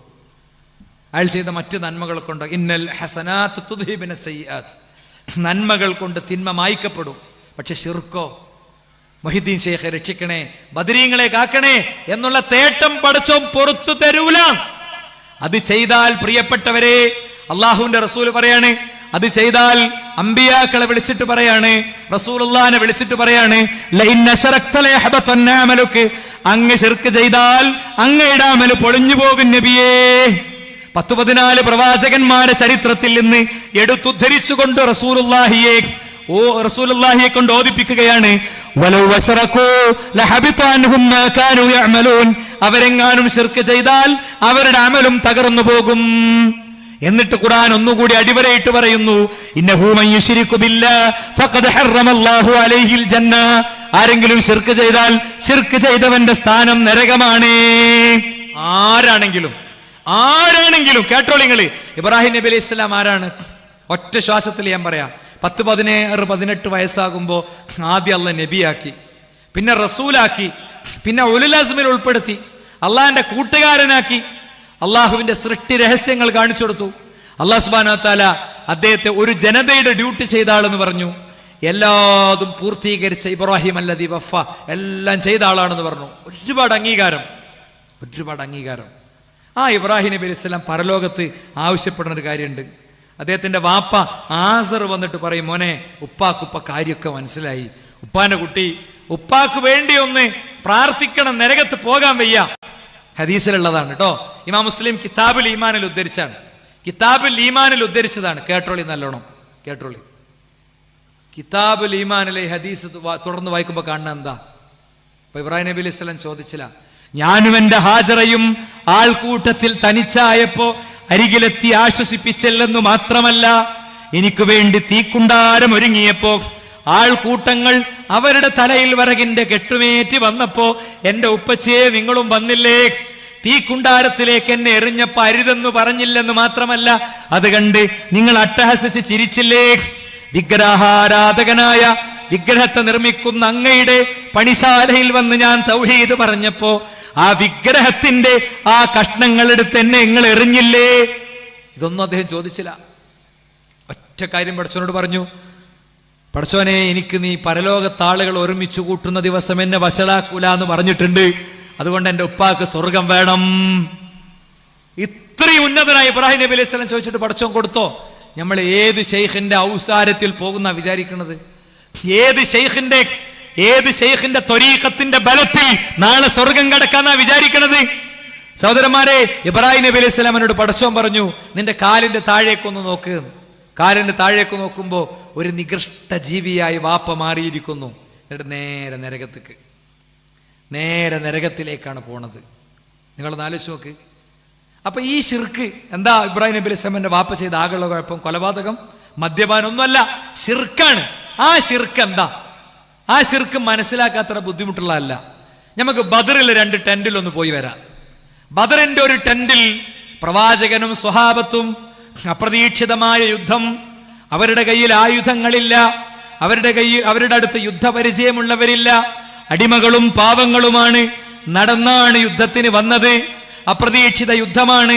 മാനസികമായി പലരും യുദ്ധത്തിന്റെ അവസ്ഥയിലേക്ക് എത്തിയിട്ടില്ല. വഹും കാരിഹൂൻ, അവർക്ക് ഇഷ്ടല്ലായിരുന്നു. മരണത്തിലേക്ക് അങ്ങനെ വലിച്ചിഴക്കപ്പെടുന്നോ എന്നവർ ചിന്തിച്ചിരുന്നു. ഒക്കണ്ട്. ഈ ഒരു വല്ലാത്ത അവസ്ഥയിൽ ലോകത്തിന്റെ റസൂല് അള്ളാഹുവിനെ ഇങ്ങനെ വിളിക്കാണ്, പടച്ചോനെ, ഇൻ തുഹ്ലിക ഹാദിഹിൽ ഇസാബത മിൻ അഹ്ലിൽ ഇസ്ലാം ലൻ തുബദ ഫിൽ അർളി അബദാ. നാഥാ, ഈ കൊച്ചു സംഘം പരാജയപ്പെട്ടാൽ ഭൂമിയിൽ തൗഹീദിന്റെ സന്ദേശമെത്തില്ല റബ്ബേ. പ്രാർത്ഥനയാണ്, കരഞ്ഞു കലങ്ങിയ കണ്ണാണ്, നൊമ്പരപ്പുഴ ഒഴുകുകയാണ്. നാളെയുടെ പ്രഭാതത്തിൽ എന്ത് സംഭവിക്കുമെന്ന അസ്വസ്ഥതയാണ്. അപ്പുറത്തോ അമിതമായ ആത്മവിശ്വാസത്തോടു കൂടെ, ഗാനത്തിന്റെ, പാട്ടിന്റെ, സംഗീതത്തിന്റെ അകമ്പടിയോടുകൂടെ നഗ്നനൃത്തം കാണുന്ന ആളുകൾ മദ്യപിച്ച് കണ്ണ് കലങ്ങിയിരിക്കുകയാണ്. യുദ്ധപരിചയമുണ്ടെല്ലാം ഉണ്ടൊരുങ്ങി വന്നതാണ്. ഇവരുടെ ഇരുകൂട്ടരുടെയും ഹൃദയത്തിലെ നിലപാടെന്താണ്? വിശ്വാസം എന്താണ്? ഇവര് അള്ളാഹുവിനെ നിഷേധിക്കുന്നവരും നിഷേധിക്കാത്തവരും തമ്മിലെ യുദ്ധമാണോ? പഠിക്കണം പ്രിയപ്പെട്ടവരെ, മനസ്സൊഴിഞ്ഞ് പഠിക്കണം. നാളെ പരലോകത്ത് വിചാരണയുടെ കൂട്ടിൽ തനിച്ചായിരിക്കും. നഫ്സ് നഫ്സി എന്ന് പറയുന്ന പരലോകമില്ലേ, അവിടെ ഒറ്റക്കായിരിക്കും. അതുകൊണ്ട് പഠിക്കണം. റസൂലുള്ളാഹിന്റെ ഖുർആനും റസൂലുള്ളാഹിയുടെ ഹദീസും പ്രവാചകന്റെ ഖുർആനും ഇസ്ലാമിക ചരിത്രം എടുത്തിട്ട് അവര് റസൂലുള്ള പഠിപ്പിച്ച അള്ളാഹിനെ നിഷേധിച്ചു എന്ന് ഒരിക്കലും പറയാൻ പറ്റില്ല. വർഷങ്ങൾക്ക് മുമ്പ് മണ്ണാർക്കാട് ഒരു സംവാദം നടന്നിട്ടുണ്ട്. മണ്ണാർക്കാട് സംവാദം എന്ന് നിങ്ങൾ സെർച്ച് കൊടുത്താൽ നിങ്ങൾക്ക് ആ സംവാദം കിട്ടും. ആദരണീയനായ സക്കരിയ സ്വലാഹി റഹിമഹുല്ല, അള്ളാഹു അദ്ദേഹത്തിന്റെ പാപങ്ങൾ പുറത്തു കൊടുക്കുമാറാകട്ടെ. ഖബറിൽ അള്ളാഹു അദ്ദേഹത്തിന്റെ സൽപ്രവർത്തനങ്ങളുടെ ഓഹരി അദ്ദേഹത്തിന് അള്ളാഹു വകവെച്ചു കൊടുക്കുമാറാകട്ടെ. വീഴ്ചകൾ അദ്ദേഹത്തിന് അള്ളാഹു പുറത്തു കൊടുക്കുമാറാകട്ടെ. അദ്ദേഹം നടത്തിയ സംവാദമുണ്ട്. മുജാഹിദീങ്ങളിലൊക്കെ സംവാദത്തിനിരുന്ന നമ്മളെ ഉസ്താദ്മാരനെ ആയിരിക്കും, അവർക്കായിരിക്കും ഇൽമ് എന്നൊക്കെ ഇങ്ങനെ വിചാരിക്കണ കുറെ ആളുകൾ ഉണ്ടാവാറുണ്ട്. നിങ്ങൾ ആ സംവാദം ഒന്ന് കണ്ടുനോക്ക്, അതിലുണ്ട്. ഖുർആൻ പറയാണ്, വലയിൻ സഅൽതഹും മൻ ഖലഖസ് സമാവാതി വൽ അർള്. ബദറിന്റെ മണ്ണിൽ ഇസ്ലാമിനെ കുഴിച്ചു മൂടാനെന്ന ലക്ഷ്യത്തോടെ യുദ്ധത്തിന് വന്ന അബൂജഹലിനോട്, ഉത്ബത്തിനോട്, ശൈബത്തിനോട് ചോദിക്കും നബിയെ, ആരാണ് വലയിൻ സഅൽതഹും മൻ ഖലഖസ് സമാവാതി വൽ അർള്, ആകാശഭൂമികളെ സൃഷ്ടിച്ചത് ആരാണെന്ന് ചോദിക്കും നബിയെ. ലയഖൂലുന്നല്ലാഹ്, അല്ലാഹ് എന്നവർ പറയും. വലയിൻ സഅൽതഹും മൻ നസ്സല മിനസ് സമാഇ മാഅ, ആകാശത്തുനിന്ന് മഴ വർഷിപ്പിക്കുന്നത് ആരെന്ന് അവരോട് ചോദിക്കും നബിയെ. ലയഖൂലുന്നല്ലാഹ്, അല്ലാഹ് എന്നവർ പറയും. വലയിൻ സഅൽതഹും മൻ ഖലഖഹും, അവരെ ആരാണ് പടച്ചതെന്ന് അവരോട് ചോദിക്കും നബിയെ. അല്ലാഹ് എന്നവർ പറയും. വലയിൻ സഅൽതഹും, അവരോട് അങ്ങ് ചോദിക്കും നബിയെ. അമ്മൻ യുജീബുൽ മുഫ്തർ, വലയിൻ സഅൽതഹും, അവരോട് നീ ചോദിക്ക്. അമ്മൻ യുദബ്ബിറുൽ അംർ, കാര്യങ്ങൾ നിയന്ത്രിക്കുന്നത് ആരെന്ന് അവരോട് ചോദിക്കും നബിയെ. അല്ലാഹ് എന്നവർ പറയും. ഇതിന് റെഡിമെയ്ഡ് മറുപടി ഉണ്ട്. എന്തറിയോ? അത് ഖുറൈശി ദൈവസഭയിലെ വലിയ ദൈവം ഉണ്ടായിരുന്നു, അതിനവർ കൊടുത്ത പേര് അല്ലാഹ് എന്നായിരുന്നു. ആ അല്ലാഹ് അല്ലാഹ് എന്നാണ് അവർ പറയുന്നത്. എന്നാ ഈ ആയത്തുകളുടെ ഒക്കെ അവസാനം എന്താ അറിയോ? ഖുലിൽ ഹംദുലില്ലാഹ്, അൽഹംദുലില്ലാഹ് പറഞ്ഞ റസൂലേ അവര് സമ്മതിച്ചല്ലോ. ഖുറൈശി സഭയിലെ ദൈവത്തെ അവര് സമ്മതിച്ചല്ലോ, അൽഹംദുലില്ലാഹ് പറഞ്ഞോ എന്ന് അല്ലാഹ് പറയോ? അല്ലാഹ് പറയോ? അഫലാ തത്തഖൂൻ, എന്നിട്ട് എന്തേ ഖുറൈശികളെ നിങ്ങൾ അല്ലാഹുവിനെ സ്വീകരിക്കാത്തത്? നിങ്ങൾ വെറുതെ നോക്കിനി. അവര് യുദ്ധത്തിന് പുറപ്പെടുമ്പോൾ ആരോടാ പ്രാർത്ഥിക്കണത്? അവർ പ്രാർത്ഥിക്കണത് നേരെ കാബന്റെ കില്ല പിടിച്ചിട്ട് അള്ളാഹിനോടാ പ്രാർത്ഥിക്കണത്. അപ്പൊ ഇവിടുത്തെ തർക്കം അള്ളാഹുവോട് അള്ളാഹ് ഉണ്ട് എന്നും അല്ല, അള്ളാഹ് ഇല്ല എന്നും അല്ല. അള്ളാഹ് ഉണ്ട് എന്ന് രണ്ടൂട്ടരും വിശ്വസിക്കുന്നുണ്ട്.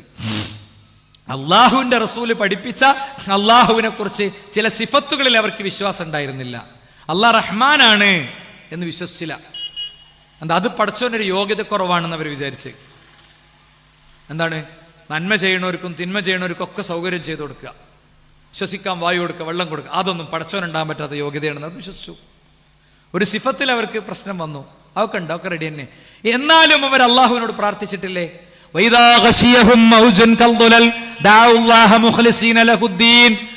കപ്പലിങ്ങനെ വലിയ തിരമാലകൾ കൊണ്ട് മൂടാറാകുമ്പോ അള്ളാഹിനോട് പ്രാർത്ഥിച്ച്.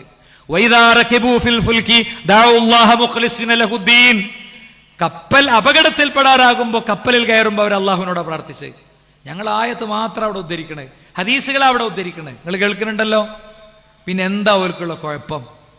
ഈ ബദറിലെ അബൂജഹലിന്റെ ടെന്റിൽ ആൾക്കാരുടെ വിശ്വാസം മുത്തറസൂലുള്ളാഹിന്റെ വിശ്വാസം തമ്മിലുള്ള വ്യത്യാസം എന്താ? ഒരു മാത്രത്വമേണ് ആകെ പ്രശ്നം. അതൊക്കെ നിസ്സാരാണത്, ശാഖാപരാണെന്ന് ആരും വിചാരിക്കണ്ട. പ്രവാചകൻ പറഞ്ഞു അള്ളാഹുവിനോട് മാത്രം. ഔലിയാക്കളോടില്ല, അമ്പിയാക്കളോടുള്ള, ജിന്നുകളോടില്ല, ബീവിമാരോടുള്ള, പുരോഹിതന്മാരോടുള്ള, ആരോടുള്ള? അള്ളാഹുവിനോട് മാത്രം. അവര് പറഞ്ഞു ഞമ്മക്ക് അല്ലറ ചില്ലറ സഹായതേട്ടങ്ങളൊക്കെ ഔലിയാക്കളോടൊക്കെ നടത്തേണ്ടി വരും. എന്താ കാരണം? രണ്ട് കാരണം പറഞ്ഞത്. ആ രണ്ട് കാരണം ഖുർആൻ പറഞ്ഞിട്ടുണ്ട്. ഒന്ന് സൂറത്ത് യൂനുസില്, ഒന്ന് സൂറത്ത് സുമറില്. സൂറത്ത് സുമറിന്റെ 3 പറയാ, മാ നഅബുദുഹും ഇല്ലാ ലിയുഖർരിബൂനാ ഇലല്ലാഹി സുൽഫാ, അള്ളാഹുവിലേക്ക് ഞങ്ങളെ അവരടുപ്പിക്കാൻ വേണ്ടി മാത്രമാണ് ഞങ്ങൾ അവരോട് പ്രാർത്ഥിക്കുന്നത്. അപ്പൊ നമ്മളിങ്ങനെ പാപവും കുറ്റമൊക്കെ ചെയ്തോരാ, നമുക്ക് അള്ളാഹുവിന്റെ അടുത്തേക്ക് ഒരു ആക്സസ് കിട്ടണം. അത് ഇവരിലൂടെ ചെയ്യാന്നാ നമ്മൾ വിചാരിക്കണേ. ഉസ്താദുമാർ അങ്ങനെ തന്നെ ഉദാഹരണം പണ്ടൊക്കെ പറഞ്ഞിരുന്നത്, ട്രാൻസ്ഫോമറിൽ നിന്ന് ആരെങ്കിലും നേരിട്ട് കറണ്ട് എടുക്കുമോ എന്ന് ചോദിക്കും. ട്രാൻസ്ഫോമറിൽ നിന്ന് മെയിൻ സ്വിച്ച് കൊടുത്ത് അങ്ങനെയല്ലേ കറണ്ട് എടുക്കുക. അപ്പൊ നേരിട്ടാണ് ചോദിക്കാൻ പറ്റൂല. ഞാൻ നേരത്തെ ഒരുപാട് ആയത്തുകൾ ഉദ്ധരിച്ചു നേരിട്ട് ചോദിക്കാൻ പറഞ്ഞത്. രണ്ടാമത്തെ ഒരു കാര്യം പറഞ്ഞത്, യഖൂലൂന ഹഉലാഇ ശിഫാഉന ഇൻദല്ലാഹ്, മരിച്ചുപോയ ആ വ്യക്തികൾ ഞങ്ങൾക്കുള്ള ശുപാർശകരാണെന്ന് അവർ വിശ്വസിച്ചു. ഇതൊന്നും ഞങ്ങളെ വ്യാഖ്യാനമല്ല. ഇമാം റാസി റഹിമഹുല്ലാഹ് കോട്ടിയാണ്. ഇമാം റാസി റഹിമഹുല്ലാഹ് കോട്ടിയാണ്. വനളീറുഹു ഫീ ഹാദാ الزمان استغلال كثير من الخلق بتعظيم قبور الأكابر على اعتقاد أنهم إذا علموا قبورهم فإنهم يكونون شفاء لهم عند الله. വല്ലാത്തൊരു വാക്കാണത്. നെഞ്ചിരിപ്പോടെ വായിക്കേണ്ട വാക്കാണത്. വേദനയോടെ കേൾക്കേണ്ട വാക്കാണത്. വനളീറുഹു ഫീ ഹാദാ الزمان. ഇമാം റാസി റഹിമഹുല്ലാഹ് പറയാണ്, എന്റെ ഈ കാലഘട്ടത്തിലും ചില ആളുകളുണ്ട്, അവരുടെ വിശ്വാസം മക്കയിലെ മുശ്രിക്കിന്റെ വിശ്വാസത്തോട് യോജിച്ചു വരുന്നുണ്ട്. അലഅ്തിഖാദിൻ, അവരെ അതിന് അന്നഹു വനളീറുഹു ഫീ ഹാദാ الزمان ഇസ്തിഗാലു കസീരിൻ മിനൽ ഖൽഖി, ധാരാളം ആളുകൾ ജോലിയിൽ വ്യാപൃതരായിരിക്കുകയാണ്. ബിതഅലീമി ഖുബൂരിൽ അകാബിരി, മഹാരഥന്മാരുടെ ഖബറുകളെ ബഹുമാനിക്കുന്ന ജോലിയിൽ. അങ്ങനെ മഹാന്മാരുടെ ഖബറുകളെ ആദരിക്കുന്ന ഈ മനുഷ്യന്മാരുടെ വിശ്വാസം എന്താണ്? ആ ഖബറുകൾക്ക് സ്വയം കഴിവുണ്ടെന്നാണോ? ആ ഖബറുകൾ സ്വയം സഹായിക്കുമെന്നാണോ? അവർ സ്വതന്ത്ര ദൈവങ്ങളാണ് എന്നാണോ? അല്ല, അലഅ്തിഖാദിൻ, അവരെ അതിന് വിശ്വസിക്കും, അവരെ അതിന് പ്രേരിപ്പിക്കുന്ന വിശ്വാസം. അന്നഹും ഇദാ അല്ലമൂ ഖുബൂറഹും, ഇവരുടെ ഖബറുകളെ നമ്മൾ അങ്ങോട്ട് ആദരിച്ചാൽ, ബഹുമാനിച്ചാൽ, ഫൈന്നഹും യകൂനൂന ശിഫാഅ ലഹും ഇൻദല്ലാഹ്, നാളെ പരലോകത്ത് ശുപാർശകരായിരിക്കും. സഹോദരന്മാരെ, മമ്പറത്ത് പോകുമ്പോ, മഖാമുകളിൽ പോകുമ്പോ, ശേഖന്മാർക്ക് നേർച്ച കൊടുക്കുമ്പോ നമ്മൾ ഇതല്ലേ വിചാരിക്കണുള്ളൂ? ഇതിനെയാണ് ഇസ്ലാം ശിർക്ക് എന്ന് വിളിച്ചത്. ഇത് ചെയ്താലാണ് പൊറുക്കില്ലെന്ന് പറഞ്ഞത്, പരലോകം നഷ്ടപ്പെടുമെന്ന് പറഞ്ഞത്. അതുകൊണ്ട് കുറച്ച് ഗൗരവത്തിൽ നമ്മൾ കാര്യങ്ങൾ എടുക്കണം, കുറച്ച് ഗൗരവത്തിൽ എടുക്കണം. ഇപ്പൊ പറഞ്ഞു എവിടെ എത്തി? CM എന്ന് പറയണേ മടവൂരിലെ ആള്, മൂപ്പര് ജഗൻ നിയന്താവാണ്, ലോകത്ത് നിയന്ത്രിക്കുന്ന ആളാണ്. എല്ലാ അനുഗ്രഹവും തരുന്നത് മൂപ്പരാണ്. മൂപ്പരൻ അശ്രദ്ധമായാൽ ആകാശത്ത് ഫ്ലൈറ്റുകൾ കൂട്ടിമുട്ടും. അദ്ദേഹത്തിന് മരങ്ങളുടെ ഇലയനക്കങ്ങൾ പോലും അറിയും. ഇതൊക്കെ പ്രസംഗിക്കാണ്.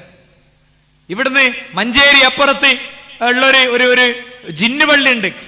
ആ ജിന്നുപള്ളിന്റെ അവിടുത്തെ കൊടിമരത്തിന്റെ അടുത്ത് പോണത്, അവിടെ സഫാ മർവ പിന്നെ കിടയിലുള്ള നടത്തത്തെക്കാൾ മഹത്തരമാണ് എന്നാണ്.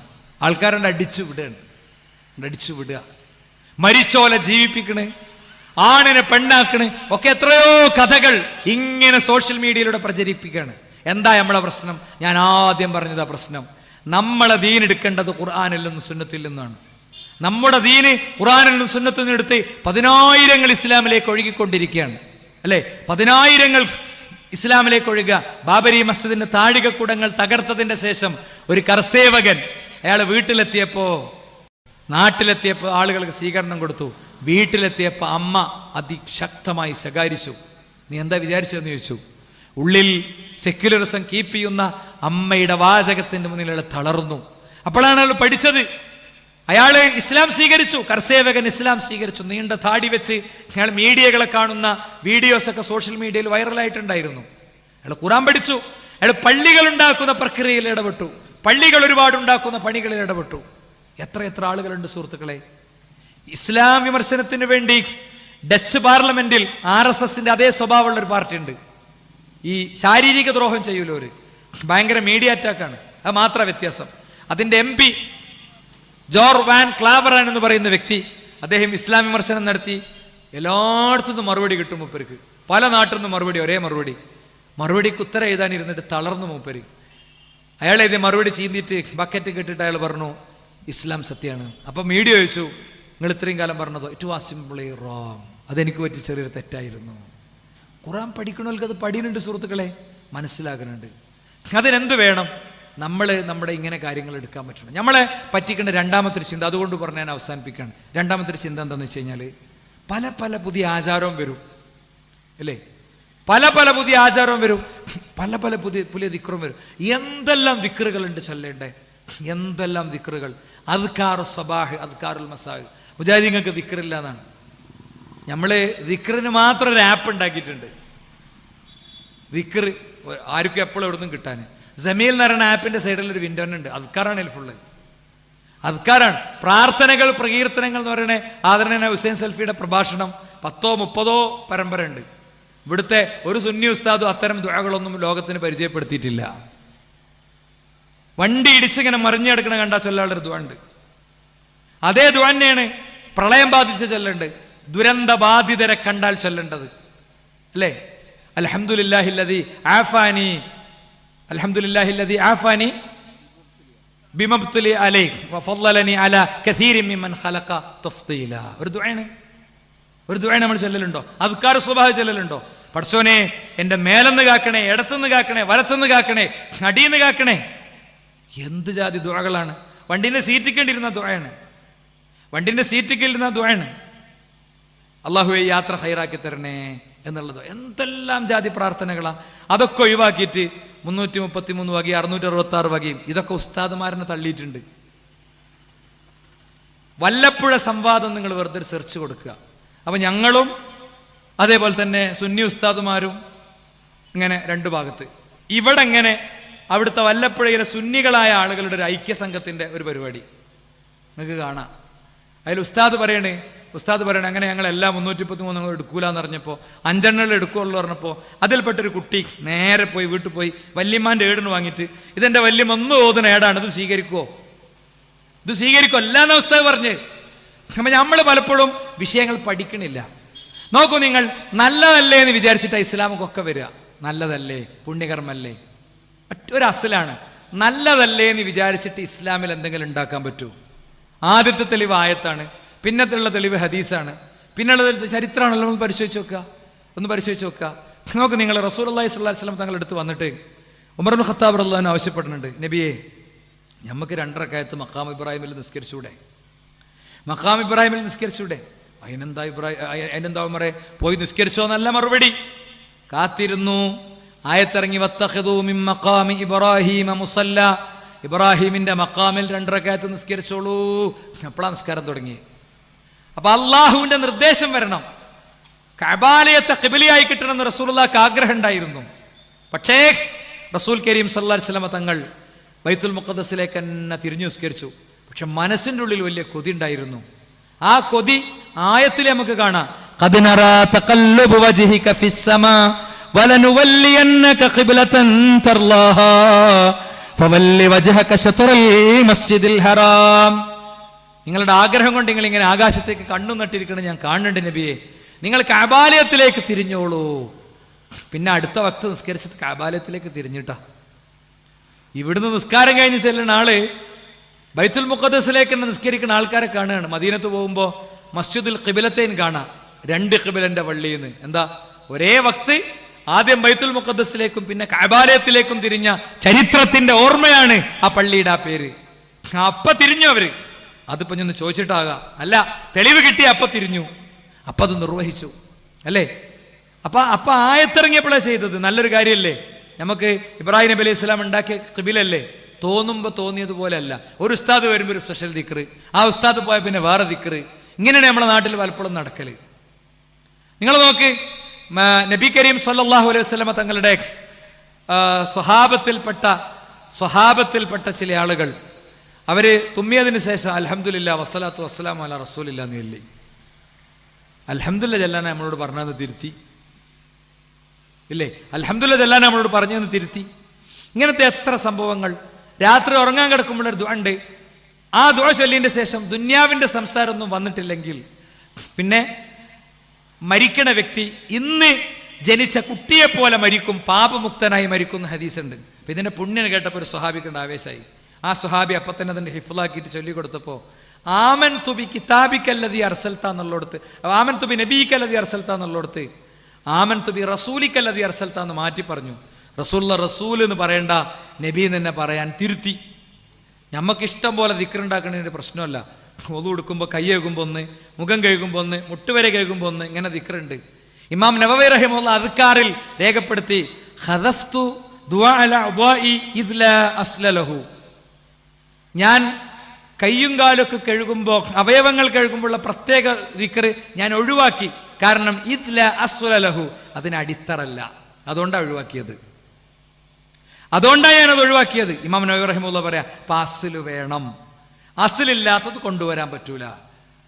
അസ്ലില്ലാത്തത് കൊണ്ടുവരാൻ പറ്റില്ല എന്നുള്ളതുകൊണ്ടാണ് നബിദിനത്തെക്കുറിച്ചൊക്കെ രേഖപ്പെടുത്തിയ പണ്ഡിതന്മാരുടെ വാചകങ്ങളിൽ, അവരുടെ വാക്കുകളിൽ നമ്മൾ അതിനെ സംബന്ധിച്ച് നബിദിനാഘോഷം അത് ബിദ്അത്താണ്, അത് ഒരിക്കലും ആചരിക്കാൻ പറ്റുന്നതല്ല എന്നൊക്കെ ഇബ്നു ഹജർ അസ്ഖലാനിനെ പോലത്തെ ആളുകൾ, വഖദ് സുഇല ശൈഖുൽ ഇസ്ലാം ഹാഫിദുൽ അസർ അബുൽ ഫളൽ അഹ്മദ് ബിൻ ഹജർ പിന്നെ റഹിമഹുല്ലാ, അദ്ദേഹത്തോട് ചോദിക്കപ്പെട്ടു അമലുൽ മൗലിദിനെ കുറിച്ച്. അജാബ ബിമനസ്സ അസ്ലു അമലുൽ മൗലിദി ബിദ്അത്തുൻ ലൻ തുൻഖൽ അൻ അഹദിൻ മിനസ് സലഫി സ്വാലിഹ് മിനൽ ഖുറൂനി സലാസ. ഇബ്നു ഹജർ അസ്ഖലാനിയോട് ചോദിച്ചപ്പോൾ ആദ്യ 3 നൂറ്റാണ്ടിലെ ആളുകളാരും അത് ചെയ്തിട്ടില്ലെന്ന് അദ്ദേഹം കൃത്യമായി പറയാനുള്ള കാരണം അതാണ്.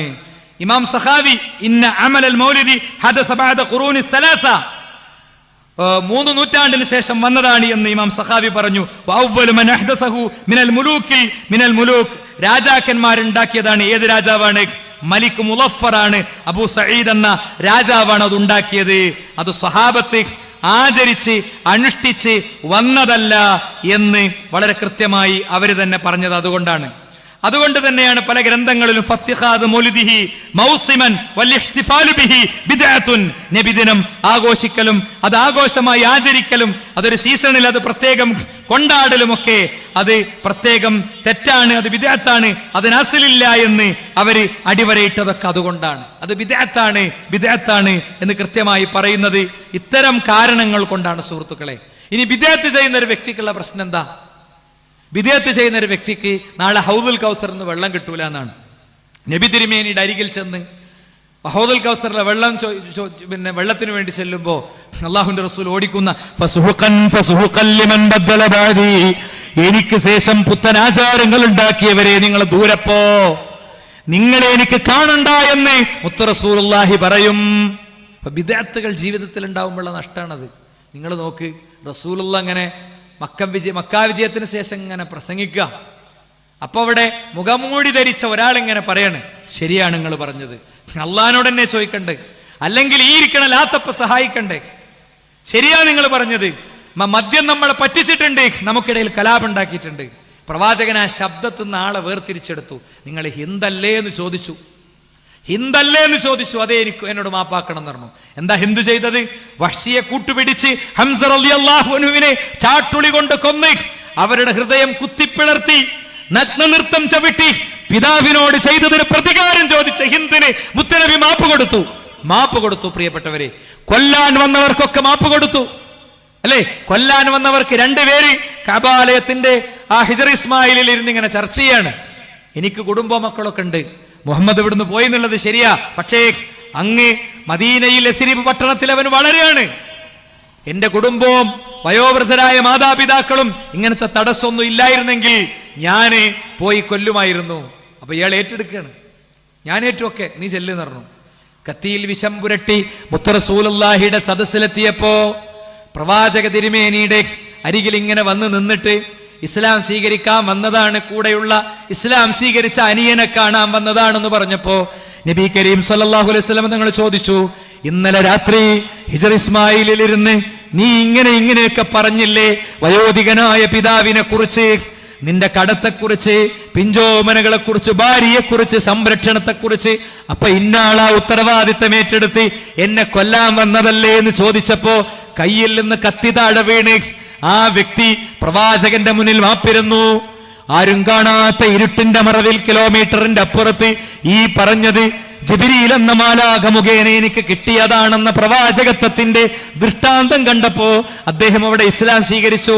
കൊട്ടേഷൻ സ്വീകരിച്ചു വന്ന വ്യക്തിക്ക് മാപ്പ് കൊടുത്ത റസൂലുള്ളാഹിയിൽ പാഠമുണ്ട്. പ്രിയപ്പെട്ടവരെ, രാവിലെ വെട്ടിയവനെ രാത്രി തന്നെ വെട്ടിയിട്ട് പ്രതികാരം തീർക്കണമെന്നും അത് മുസ്ലിം യുവത്വത്തിന്റെ ആവേശമാണെന്നുമുള്ള ചിന്തകൾ ഉള്ളിലുള്ളവർ ആലോചിക്കുക. രാവിലെ വെട്ടിയത് മീഡിയയിൽ ഉണ്ടാവില്ല, വൈകുന്നേരം വെട്ടിയതും കർപ്പൂരത്തിന്റെ ഗന്ധവും അതുപോലെ തന്നെ അവിടെ കത്തുന്ന ചെങ്ങണത്തിരിയും അവിടെ തെളിയിച്ചിട്ടുള്ള വിളക്കുമൊക്കെ അതിലെ പുകയുമൊക്കെ നിലവിളികളുമൊക്കെ ഹിന്ദി ബെൽറ്റിലേക്ക് കൊടുത്ത് അവിടെ ടൈറ്റാക്കി ഇന്ത്യൻ പാർലമെന്റ് പിടിക്കുന്ന പദ്ധതിയുണ്ട് എന്ന് മറക്കണ്ട എന്ന് സാന്ദർഭികമായി ഞാൻ പറയാണ്. വർഷങ്ങൾ കഴിഞ്ഞു, മക്ക റസൂലുള്ളാഹിക്ക് കിട്ടി. ഈ കൂട്ടുകാരല്ലേ, ഈ കൂട്ടുകാരൻ റസൂൽ കരീം സല്ലല്ലാഹു അലൈഹി വസല്ലമ തങ്ങളുടെ അരികിൽ വരാതെ അങ്ങ് കടലിൽ പോയി ചാകാൻ തീരുമാനിച്ചു. ഇയാളെ ഓടിപ്പോയി പിടിച്ചിട്ട് പറഞ്ഞു, നിങ്ങൾ വിചാരിച്ച ആളല്ല മുത്തുനബി, മാപ്പ് തരും വരും പറഞ്ഞു. പ്രവാചകൻ സല്ലല്ലാഹു അലൈഹി വസല്ലമ തങ്ങളുടെ അടുത്ത് വന്നു, മാപ്പ് കൊടുത്തു. ഈ മാപ്പ് കൊടുത്ത റസൂലുള്ള പക്ഷേ ഹൗദുൽ കൗസറിന്റെ അടുത്തെത്തുന്ന ആളുകൾക്ക് ഹൗദുൽ കൗസർ കൊടുക്കൂല എന്നാണ്. നിങ്ങൾ എനിക്ക് ശേഷം പല പുതിയത് ഉണ്ടാക്കി. അല്ലാഹു പറയും കൊടുക്കേണ്ടവർക്ക്, ഇന്നക ലാ തദ്രി മാ ഹദസു ബഅദക്, നിനക്ക് ശേഷം അവർ ഒരുപാട് പുത്തൻ ചര്യകൾ ഉണ്ടാക്കിയിട്ടുണ്ട്. ഓരോന്ന് പുതിയത് വരികയല്ലേ. മഅദിൻ സ്വലാത്ത് എത്ര കാലമായിട്ട് ഉണ്ടായതാ? മഅദിൻ സ്വലാത്ത് പല പരിപാടി ഉണ്ടല്ലോ അല്ലേ? ഇതൊക്കെ എപ്പോ ഉണ്ടായതാ? പല ജാതി നീർച്ചതൊക്കെ എപ്പോ വന്നതാ? ഇസ്ലാമിൽ റസൂലുള്ളാഹി സ്വല്ലല്ലാഹു അലൈഹി വസല്ലം തങ്ങൾ പഠിപ്പിച്ച അദ്കാറുകളും ദിക്റുകളും പ്രാർത്ഥനകളൊക്കെ തന്നെ ഉണ്ട് സുഹൃത്തുക്കളെ. അതന്നെ എമ്പാടും നമുക്ക് നിർവഹിക്കാണ്ട്. അതുകൊണ്ട് ഞാൻ പറയണത് എന്താ അറിയോ, നമ്മൾ ഇത്തരം കാര്യങ്ങളൊക്കെ പഠിക്കേണ്ടത് മിമ്പറുകളിൽ നിന്നാണ്. ശാഫഈ ഫിഖ് വെച്ചിട്ട് ഒരിക്കലും അറബിയിലാണ് ഖുത്ബ നടത്തേണ്ടത്, അറബിയിൽ മാത്രമാണ് ഖുത്ബ നടത്തേണ്ടതെന്ന് തെളിയിക്കാൻ പറ്റൂല. അർക്കാനുകൾ അറബിയിലാകണമെന്ന് തെളിയും. പ്രവാചകന്റെ ഖുത്ബ എന്താ? അർക്കാനുകൾ അറബിയിലാകണമെന്ന് ശാഫി ഫിഖ് വെച്ച് തെളിയും. ഞങ്ങളും അർക്കാൻ അറബി തന്നെ ചെയ്യല്. അൽഹംദുലില്ലാ എന്നുള്ളതിന് പകരം സർവ്വലോക സൃഷ്ടാവായ ദൈവത്തിന് സ്തുതി, അവന്റെ അന്തിമ പ്രവാചകനിൽ അവിടുത്തെ അനുയായികളിൽ സമാധാനം വർഷിക്കട്ടെ എന്ന് പറഞ്ഞിട്ടല്ല. നമുക്ക് പ്രവാചകന്റെ ഖുത്ബ എന്താ? ലാ യുതീലുൽ മൗഇള യൗമുൽ ജുമുഅ, ജുമുഅ ദിവസം മൗഇളത്ത് പ്രവാചകൻ നീട്ടാറുണ്ടായിരുന്നില്ല. മൗഇളത്ത് പറഞ്ഞ ഉപദേശമാണ്. യഖറഉൽ ഖുർആൻ വയുദക്കിറുൻ നാസ്, ഖുർആൻ ഓതും, ജനങ്ങളെ ഉത്ബോധിപ്പിക്കും. പ്രവാചകൻ എന്ത് ചെയ്യും? അദ്ദേഹത്തിന്റെ പ്രവാചകൻ ഒരു കഅന്നഹു മുൻദിറു ജയ്ഷ്, ഒരു സൈനികനെ പോലെയാകും. ചിലപ്പോ മുഖം ചുമക്കും, സാന്ദർഭിക ഉപദേശം കൊടുക്കും. ഒരാൾ വന്നിട്ട് മഴയില്ല റസൂലേ എന്ന് പറഞ്ഞപ്പോൾ മഴയ്ക്ക് വേണ്ടി പ്രാർത്ഥിച്ചു. മഴ കൂടി റസൂലേ എന്ന് പറഞ്ഞപ്പോൾ മഴ നീങ്ങിപ്പോകാൻ വേണ്ടി പ്രാർത്ഥിച്ചു. ദരിദ്രരായ മനുഷ്യന്മാര് കീറിപ്പാറിയ വസ്ത്രം കൊണ്ട് വന്നപ്പോ നേരെ സ്വതക്കനെ കുറിച്ച് പറഞ്ഞിട്ട് പറഞ്ഞു അവർക്ക് വേണമെന്ന്. നമ്മളെ പള്ളിയിൽ നടത്തുന്ന ഖുത്ബയെ അങ്ങ് ഈജിപ്തിലുള്ള ഇബ്നു നബാത്തുൽ മിസ്രി എന്ന് പറയുന്ന മനുഷ്യൻ, മിസ്രിലുള്ള ആള് നടത്തിയ ഖുത്ബ അറബി ഭാഷയിലേക്ക് അദ്ദേഹം നടത്തിയ ഖുത്ബ എഴുതി തയ്യാറാക്കിയത് ഇങ്ങനെ വായിക്കുകയാണ്. ഇവിടെ പ്രളയം ഉണ്ടാകും, ഇവിടെ കോവിഡ് ഉണ്ടാകും, ഇവിടെ ദുരന്തങ്ങൾ സംഭവിച്ചിട്ടുണ്ടാകും, ഇവിടെ ഫലസ്തീനിലെ കുഞ്ഞുങ്ങൾ കൊല ചെയ്യപ്പെടുന്നുണ്ടാകും. അതൊന്നും വിഷയമല്ല, അങ്ങനെ നീട്ടിയിട്ട് പാടും. റമളാൻ മാസം റബീഉൽ അവ്വലിൽ പ്രവാചകന്റെ മരണത്തെക്കുറിച്ച് അങ്ങനെ പറഞ്ഞുകൊണ്ടിരിക്കും ഖത്തീബ്. നമ്മളതിനെ ആഘോഷിക്കുന്നതിനെ കുറിച്ച് അങ്ങനെ ചർച്ച ചെയ്തുകൊണ്ടിരിക്കും. ഖുത്ബ അത് ജനങ്ങൾക്ക് മനസ്സിലാകുന്ന ഭാഷയിൽ പറയണം. ഖുത്ബ റസൂലുള്ളാഹി സ്വല്ലല്ലാഹു അലൈഹി വസല്ലം ജനങ്ങളുടെ അടുത്തേക്ക് തിരിഞ്ഞിട്ട് നടത്തിയ സംഭവമാണ്. ശാഫിഈ ഫിഖ്ഹിൽ തന്നെ കാണാം, എന്ത് കട്ടിയുള്ള പ്രയോഗങ്ങളൊന്നും ആകരുത്, ഭയങ്കര സാഹിത്യം പ്രയോഗിക്കരുത്, ആളുകൾക്ക് മനസ്സിലാവൂല. അറബി പറഞ്ഞാൽ പിന്നെ മനസ്സിലാകും. മീൻചന്തയിലെ പ്രമേയത്തോടു കൂടിയാണ് ഇത് അട്ടിമറിക്കപ്പെട്ടത്. ആ പള്ളിയിൽ പെണ്ണു പോകുന്നതിനെ സംബന്ധിച്ച് മുജാഹിദുകൾ പറഞ്ഞിട്ടുണ്ട്. എന്താ? അതൊരു പുണ്യമാണ് എന്ന് മുജാഹിദുകൾ പറഞ്ഞിട്ടുണ്ട്. അനുവദിക്കപ്പെട്ട കാര്യമാണ് എന്ന് മുജാഹിദുകൾ പറഞ്ഞിട്ടുണ്ട്. അനുവദിക്കപ്പെട്ട കാര്യമാണ്, അത് പുണ്യമാണ് എന്ന് കൃത്യമായി പറഞ്ഞിട്ടുണ്ട്. എന്താ കാരണം? ലാ തംനഉ ഇമാ അല്ലാഹി മസാജിദ് അല്ലാഹ്, അള്ളാഹുവിന്റെ അടിയാത്തിമാരെ നിങ്ങൾ പള്ളിയെ തൊട്ട് തടയരുത് എന്ന് റസൂലുള്ളാഹി പറഞ്ഞുകൊണ്ട്. എപ്പോ? രണ്ട് സമയത്ത് തടയാൻ സാധ്യതയുണ്ട്. ഇശാ സ്വലന്റി സുബഹി സ്വലന്റി സമയം ഇരുട്ടല്ലേ, അത് പ്രത്യേകം പറഞ്ഞു. ഇശാക്ക് തടയരുത്, സുബഹിക്ക് തടയരുത്. പെരുന്നാളിന് ഇല്ലെങ്കിൽ അവരുടെ അയലോകത്തുള്ള പെണ്ണുങ്ങളെടുത്തുനിന്ന് അബായ വാങ്ങിയിട്ട് ഹിജാബ് വാങ്ങിയിട്ട് പോട്ടെ, അവര് പുറപ്പെടട്ടെ, കന്യകകൾ പുറപ്പെടട്ടെ, ഹൈലുകാരികൾ പുറപ്പെടട്ടെ. ഹൈലുകാരികൾ നിസ്കരിക്കണ്ട, ഉപദേശം കേട്ടാ മതി. നൂറുകണക്കിന് ഹദീസ് ഉണ്ട്. ഇജ്മാ വഖദ് നഖറ ഇബ്നുൽ മുൻദിർ وقد نقر ابن المنذر وغيره الاجماع على انها لو حضرت وصلت الجمعه جازا. ഇബ്നുൽ മുൻദിറും അല്ലാത്തവരും ഇജ്മാ ഉദ്ധരിച്ചിട്ടുണ്ട്, പെണ്ണ് വന്ന് പള്ളിയിൽ നിസ്കരിച്ചാൽ ആ നിസ്കാരം ജാസ, അത് ഹറാമാണെന്നല്ല ജായിസാണ്. പറഞ്ഞ് നിസ്കാരക്കാരികൾക്കുള്ളതൊക്കെ ഉണ്ടായി തുടങ്ങിയിട്ടുണ്ട് അല്ലേ? നിസ്കരിക്കുന്നവർക്ക് യാത്രക്കാരികൾക്കൊക്കെ ഉള്ളത് ഇപ്പം ഉണ്ടായി തുടങ്ങിയിട്ടുണ്ട്. യാത്രക്കാരികൾക്കുള്ളത്. മറ്റേത് ഭാര്യ കാറിലിരിക്കുക, ഭർത്താവ് നിസ്കരിക്കുക, ഭാര്യ എല്ലാം കൂടി ഒറ്റയ്ക്ക് ഒന്നിച്ച് നിസ്കരിക്കുക.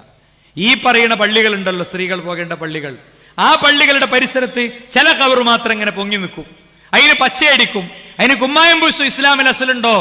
ഖുർആനും സുന്നത്തും വെച്ച് പരിശോധിക്കാം നമ്മള്. നഹാ റസൂലുള്ളാഹി സ്വല്ലല്ലാഹു അലൈഹി വസല്ലം അൻ യുജസ്സിസൽ ഖബറു വ യുഖഅദ അലൈഹി വ യുബ്ന അലൈഹി.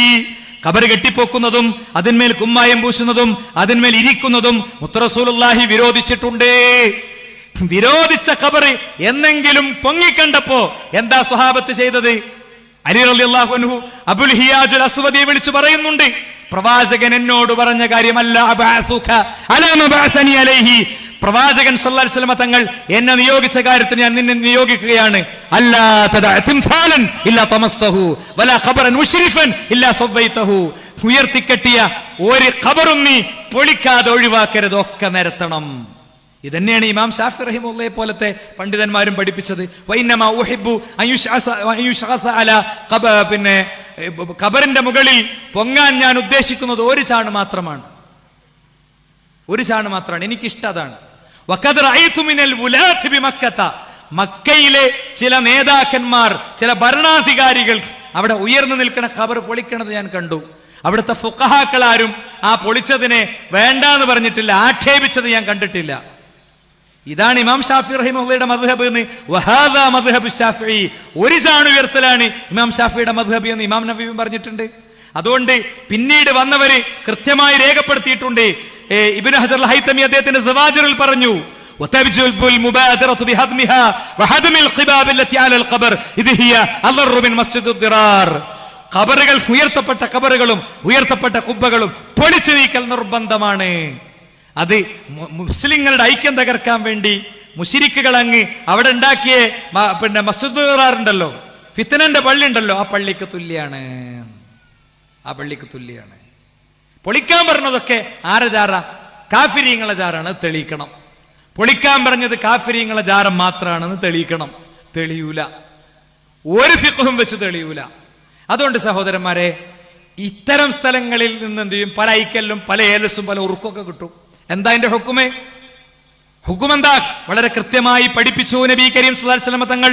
ഇന്നത്തമാഇമ വത്തിവലത ശിർക്കുൻ. ഈ ജാതി പരിപാടികൾ ശിർക്കാണ്.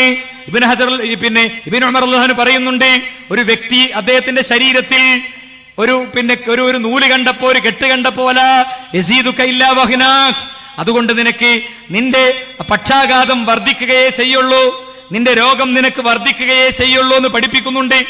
നീ അത് കെട്ടി മരിച്ചാൽ നിനക്ക് സ്വർഗല്ല എന്ന് പഠിപ്പിക്കുന്നുണ്ട്. എന്തിനാ സഹോദരന്മാരെ ഏലസു ഐക്കല്ലു ഉറുക്കൊക്കെ? നമ്മളെ പടച്ച റബ്ബ് പോലെ നമുക്ക് അടിമക്ക് അല്ല പോലെ എന്നുള്ള ചോദ്യത്തിലൊക്കെ ഉണ്ട്. എന്തൊക്കെ അത്ഭുത മനുഷ്യന്റെ ശരീരത്തിൽ പടച്ചുണ്ടാക്കി വെച്ച്. ഒറ്റ കണ്ണിന്റെ ഉള്ളിൽ 2 കോടി ഉപകരണം. ഈ 2 കോടി ഉപകരണം നമുക്ക് വേണ്ടി പ്രവർത്തിപ്പിക്കുന്ന റബ്ബിന് പകരം എന്തിനാണ് ഒരു കയറ്, എന്തിനാണ് ഒരു ഏലസ്? വയറ്റിന്റെ ഉള്ളിൽ ഹൈഡ്രോക്ലോറിക് ആസിഡുകൾ ഒരു ഗ്ലാസ്സിൽ വെച്ചിട്ട് അതിലേക്ക് ഒരു ആണിയോ അല്ലെങ്കിൽ അതിലേക്ക് ഒരു ബ്ലേഡോ കിട്ടാതെ അതിന് കത്തിത്തീരും.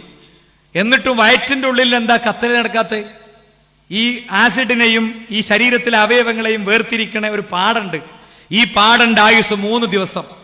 3 ദിവസമാണ് ഈ പാടന്റെ ആയുസ്. കത്തിത്തീരും, പിന്നെ ഉണ്ടാകും, കത്തിത്തീരും, പിന്നെ ഉണ്ടാകും. ഇതുണ്ടാക്കി തരുന്ന റബ്ബ്, ആ റബ്ബ് പോരെ? എന്തിനാ ഒരു ടീഷർട്ടിന്റെ ഉള്ളിൽ വൈക്കോല് നിറച്ച് കരിങ്കണ്ണ നോക്കി നെയ്തിക്കണേ?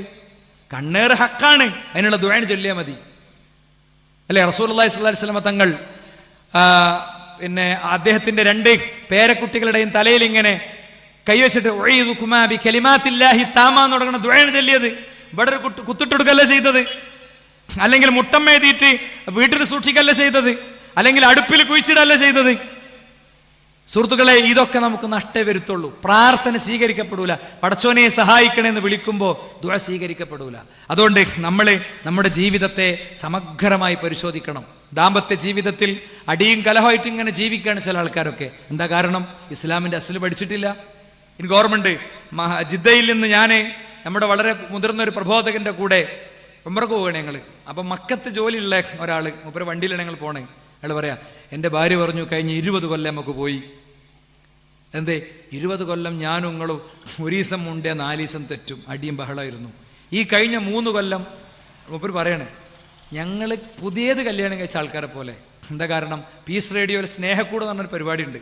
ആ പരിപാടി അടക്കം മുടങ്ങിയപ്പോൾ എൻ്റെ കൂടെ ഉണ്ടായിരുന്നത് ആദരണീയനായ ഹാരിസ് ബിൻ സലീമാണ്. അദ്ദേഹത്തോട് പറയാം, ഈ സംഭവങ്ങൾ ഒരിക്കലും എത്ര തിരക്കുണ്ടെങ്കിലും അത് മുടക്കരുത്. അതാണ് ഞങ്ങളെ ദാമ്പത്യത്തിൽ വലിയ തിരിച്ചറിവുകളൊക്കെ തന്നത്. മക്കളെങ്ങനെ വളർത്തണം, എങ്ങനെയൊക്കെ തിരുത്തണം. അപ്പം നമുക്ക് ഒരുപാട് പഠിക്കാണ്ട്. അടുക്കളയിലുണ്ട് ഓണാക്കി വെച്ചിട്ട് പീസ് റേഡിയോ കേൾക്ക പെണ്ണുങ്ങൾക്ക്. എൻ്റെ ഫോണിൽ ഇപ്പോൾ നിങ്ങൾക്ക് ഒരു മെസ്സേജ് എനിക്ക് വായിച്ചാൻ കഴിയും. ഇന്നലെ വന്ന് എനിക്ക് എന്നെ ഓഫീസിൽ നിന്ന് ഫോർവേഡ് ചെയ്ത് കിട്ടിയ മെസ്സേജ്. ഞാനൊരു സുന്നിയാണ്, ഞാൻ റബ്ബർ ടാപ്പിംഗ് തൊഴിലാളിയാണ്, റബ്ബർ ടാപ്പിങ്ങിൻ്റെ സമയത്താണ് ഞാൻ ഓതലെന്ന്, ഞാൻ ചൊല്ലലെന്ന്. നിങ്ങൾക്ക് ആർക്കും ഒന്നും ഇപ്പോൾ പരിശോധിക്കത് കഴിഞ്ഞാൽ കേട്ടോ, പരിപാടി കഴിഞ്ഞാൽ അന്ന് എനിക്ക് ഫോർവേഡ് ചെയ്താൽ ഞാൻ ഫോർവേഡ് ചെയ്ത് തരും. മനസ്സിലായില്ലേ? അപ്പോൾ ആളുകൾ സമയം കണ്ടെത്തി പഠിക്കുന്നുണ്ട്. എൻവിഷൻ എന്ന് പറഞ്ഞൊരു പ്രൊജക്റ്റ് ഉണ്ട് വിസ്റ്റം യൂത്തിന്. അതിൽ കാഴ്ച പരിമിതർക്കുള്ള പരീക്ഷ ഉണ്ട്. ഖുറാൻ ഹദീസ് ലേണിംഗ് സ്കൂളിൻ്റെ പരീക്ഷ, ഖുറാൻ വിജ്ഞാന പരീക്ഷയ്ക്ക് വരുമ്പോൾ നമ്മുടെ മുന്നിലൂടെ ഇങ്ങനെ പോകും. എത്ര വർഷമായി, 10, 15, 20 പിന്നെ എന്താ പറയുക ജുസുകളൊക്കെ പരീക്ഷ കഴിഞ്ഞു. കണ്ണ് കാണാത്ത മനുഷ്യന്മാർ അവർ ഓഡിയോ കേട്ട് നമ്മൾ വോയിസ് ആക്കി കൊടുത്തിട്ടുണ്ട്. ഓഡിയോ ബുക്കുകളുണ്ട് വിസ്റ്റം യൂത്തിൻ്റെ കീഴിൽ. ആ ഓഡിയോ ബുക്ക് കേട്ടിട്ട് അവർ പരീക്ഷ എഴുതുകയാണ്. എന്നിട്ട് അവർക്ക് സ്ക്രൈബിനെ വെച്ച് അവർ പരീക്ഷ എഴുതുകയാണ്. ഒന്നുപോലും തെറ്റിക്കാത്ത സഹോദരന്മാരെ. അവിടെ എന്തെല്ലാം സംവിധാനങ്ങളുണ്ട്. ഇപ്പോൾ ടാലൻറ്റ് ലീഗ് എന്ന് പറഞ്ഞ പുതിയൊരു പരിപാടി അവതരിപ്പിച്ചിട്ടുണ്ട് വിസ്റ്റം യൂത്ത്. എന്താ ടാലൻറ്റ് ലീഗ്? ഒരു പിന്നെ ക്വിസിങ് പ്രോഗ്രാമാണ്. 90 61 266 266 നമ്പർ സേവ് ചെയ്യാത്ത ആളുകളൊക്കെ ഒന്ന് ഫോൺ എടുത്ത് സേവ് ചെയ്യുക. 90 61 266 266 ഈ നമ്പർ സേവ് ചെയ്തിട്ട് ഇതേക്കും മെസ്സേജ് അയച്ച ഒരു ലിങ്ക് നിങ്ങൾക്ക് വരും. ആ ലിങ്കിൽ 10 ചോദ്യം ഉണ്ട്, വളരെ എളുപ്പമുള്ള ചോദ്യം. അത് നിങ്ങൾ ചെയ്താൽ ആദ്യ റൗണ്ട് കഴിഞ്ഞു. പിന്നെ 2ാം റൗണ്ട് എപ്പോഴാണ് തുടങ്ങുകയെന്ന് അറിയണമെങ്കിൽ ഇതിൽ നിങ്ങൾക്ക് കിട്ടിയ നിങ്ങൾക്ക് വന്ന ഈ മെസ്സേജിൽ ഒരു വാട്സപ്പ് കമ്മ്യൂണിറ്റി ഉണ്ട്, അതിലേക്ക് കയറിയാൽ മതി. വാട്സപ്പ് കമ്മ്യൂണിറ്റി കയറിയുമ്പോൾ നമ്മളെ നമ്പർ ആർക്കും കിട്ടൂല. പെണ്ണുങ്ങൾക്ക് ധൈര്യമായിട്ട് കയറാം. നമ്മൾ മാത്രമേ നമ്മളെ നമ്പർ കാണുള്ളൂ, വേറെ ആരും കാണില്ല, അഡ്മിനും കാണും. മനസ്സിലായില്ലേ? അപ്പോൾ അതിൽ പിന്നീട് അതിൻ്റെ ബാക്കി അറിയിപ്പുകളൊക്കെ കയ്യിലാണ് വരിക. അപ്പം അതുകൊണ്ട് ഞാൻ പറയണത് ഒരുപാട് കാര്യങ്ങൾ പഠിക്കാൻ പറ്റണ ധാരാളം സംഭവങ്ങൾ നമ്മുടെ നാട്ടിലുണ്ട്. പല രീതിയിൽ പഠിക്കാൻ പറ്റുന്നുണ്ട്. അതിലേക്കൊക്കെ നമ്മൾ എത്തണം. നമ്മുടെ കുട്ടികൾ എത്തിപ്പെടുന്ന ക്യാമ്പസിൻ്റെ അവസ്ഥ പലപ്പോഴും നമുക്ക് അറിയില്ല. നമ്മൾ നിരായുധരായിട്ടാണ് അവരെ പറഞ്ഞേക്കണേ. എന്താണ്? കല്യാണം കഴിക്കണ്ട എന്നാ പഠിപ്പിക്കണേ. കല്യാണം കഴിക്കണ്ട. ആദ്യം പഠിപ്പിക്കുക സ്റ്റേബിളായിട്ട് കല്യാണം കഴിച്ചാൽ മതി, ജോലി കിട്ടിയിട്ട് കല്യാണം കഴിച്ചാൽ മതി, ആദ്യം പഠിപ്പിക്കുക. അപ്പോൾ ഇപ്പം 20, 22, 25 കുട്ടികൾ കല്യാണത്തിന് റെഡി ആവില്ല. ജോലി കിട്ടട്ടെ എന്ന് cinema, reel, shorts, syllabus, teachers, friends ഒക്കെ കേൾക്കുന്നതാണ്. അപ്പം അങ്ങനെ നിൽക്കും കേട്ടോ.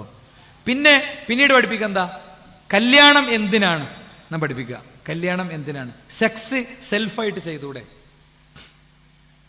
ജനകീയ വിചാരണ എന്ന് പറഞ്ഞ പരിപാടിയിലൂടെ ഈ സമ്മേളനത്തിൻ്റെ ഭാഗമായി അല്ലാതൊക്കെ നമ്മൾ പൊളിച്ചുകൊണ്ടിരിക്കുകയാണ്. നാളെ ഇൻഷാ അല്ലാഹ് കുന്നമംഗലത്ത് ജനകീയ വിചാരണ ഉണ്ട്. അതിൻ്റെ അടുത്ത ദിവസങ്ങളിൽ പല സ്ഥലത്തും നമ്മളിപ്പോൾ ഒരു 5-6 ജനകീയ വിചാരണകൾ തുടർച്ചയായിട്ട് വരാൻ പോവാണ്. ഇവിടെ എന്തായിരുന്നു സ്ഥിതി? ഇവിടെ ലിബറലിസം ഗോളടിച്ചു പോകുകയായിരുന്നു. നല്ല ഉസ്താദിന്റെ മോനെ എന്താ comment? I am an ex Muslim, ഞാൻ ഇന്നലെ വരെ മുസ്ലിം ആയിരുന്നു. നമ്മൾ ഡയലോഗ് എന്നുള്ള പരിപാടിയിലൂടെ സമൂഹത്തിലേക്ക് ഇറങ്ങി പ്രവാചകനെതിരെയുള്ള വിമർശനങ്ങൾ, ബുഖാരിയിൽ നിന്ന് വെട്ടിമുറിച്ചത് ഒക്കെ പൊളിച്ചടുക്കി മുന്നോട്ട് പോയപ്പോ ഈ പറയുന്ന സ്വതന്ത്ര ചിന്തകർ, യുക്തിവാദികൾ 2ആയിട്ട് പിളർന്നു. ഞാനിത് എന്തിനാ പറയണത്? ഒരു സംഘടനന്റെ ഒരു മേനി പറയാൻ പറയണല്ല. ഇങ്ങനത്തെ നീക്കങ്ങളൊക്കെ ഇവിടെ നടക്കുന്നുണ്ട്. നമ്മൾ അതിൻ്റെയൊക്കെ കൂടെ ചേരണം. എനിക്ക് ഓർമ്മയുണ്ട്, തിരൂരിൽ ഞങ്ങൾ ഡയലോഗും കൊണ്ട് ചെന്നപ്പോൾ പ്രവാചകന്റെ കുടുംബജീവിതത്തെ വിമർശിച്ചവർക്ക് മറുപടിയും കൊണ്ട് ചെന്നു. ഞങ്ങൾ വിസ്റ്റം യൂത്തിന്റെ ലേബലിൽ ചെന്നു. പ്രവാചകനെ നിങ്ങൾക്കറിയോ? റസൂലുള്ളാഹി സ്വല്ലല്ലാഹു അലൈഹി വസല്ലം നിങ്ങൾ അനാഥ ബാലനായി ജീവിച്ചു, അനാഥ ബാലനായി പിറന്നു. 5-6 വയസ്സായപ്പോ സ്വന്തം മടിയിൽ കിടന്ന് ഉമ്മ മരിക്കുന്നത്, വായിൽ നിന്ന് അരിമ്പതിയും വരുന്നത് കണ്ടു നിൽക്കേണ്ടി വന്ന കുഞ്ഞ് വളർന്നു വന്നപ്പോ ഉപജീവനത്തിന് വേണ്ടി മക്കയിലെ അറബികളുടെ ആടിനെ നോക്കി ജീവിക്കേണ്ടി വന്നു, പട്ടിണി കിടക്കേണ്ടി വന്നു. പ്രവാചകത്വം ലഭിച്ചു. 13 കൊല്ലം പീഡനങ്ങളുടെ താഠനങ്ങളുടെ വഴിയിൽ സഞ്ചരിച്ചു. മദീനയിലെത്തിയപ്പോ തിരിച്ചടിയെ കുറിച്ചല്ല, കരാർ പാലനത്തിന്റെ 2 വർഷമുണ്ടായി. 8 വർഷത്തിലാകെ 9 യുദ്ധം, അതിലാകെ മരിച്ചത് 700 ആള്. ഒരാളെ പോലും യുദ്ധഭൂമിയിൽ നിന്ന് മുത്ത് റസൂലുള്ളാഹി കൊന്നില്ല. ചരിത്രം കണ്ടില്ല. ആ പ്രവാചകൻ കല്യാണം കഴിച്ചവരിൽ ആകെ ഒരു കന്യക, ബാക്കി മിക്കവാറും എല്ലാവരും തന്നെക്കാളും പ്രായമുള്ളവർ.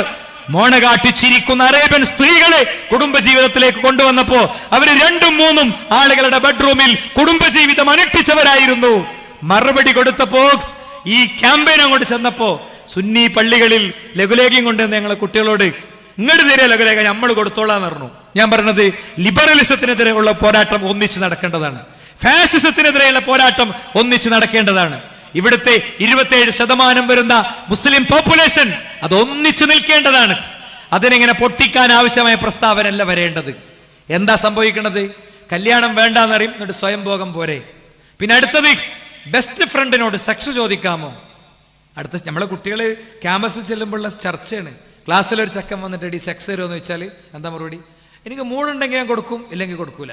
അതൊക്കെ ഓരോരുത്തരുടെ സ്വാതന്ത്ര്യമല്ലേ, കാലം മാറിയിട്ടില്ലേ. അടുത്തത് അയിമത്തീരുന്നുണ്ടോ? Living together. ആവശ്യമുള്ള കുറച്ചു കാലം ഒരാളുടെ കൂടെ, പിന്നെ അടുത്ത ആളുടെ കൂടെ ജീവിച്ചു പോവുക. പിന്നെ വേറെന്താ? ആണും പെണ്ണും തമ്മിൽ കല്യാണം.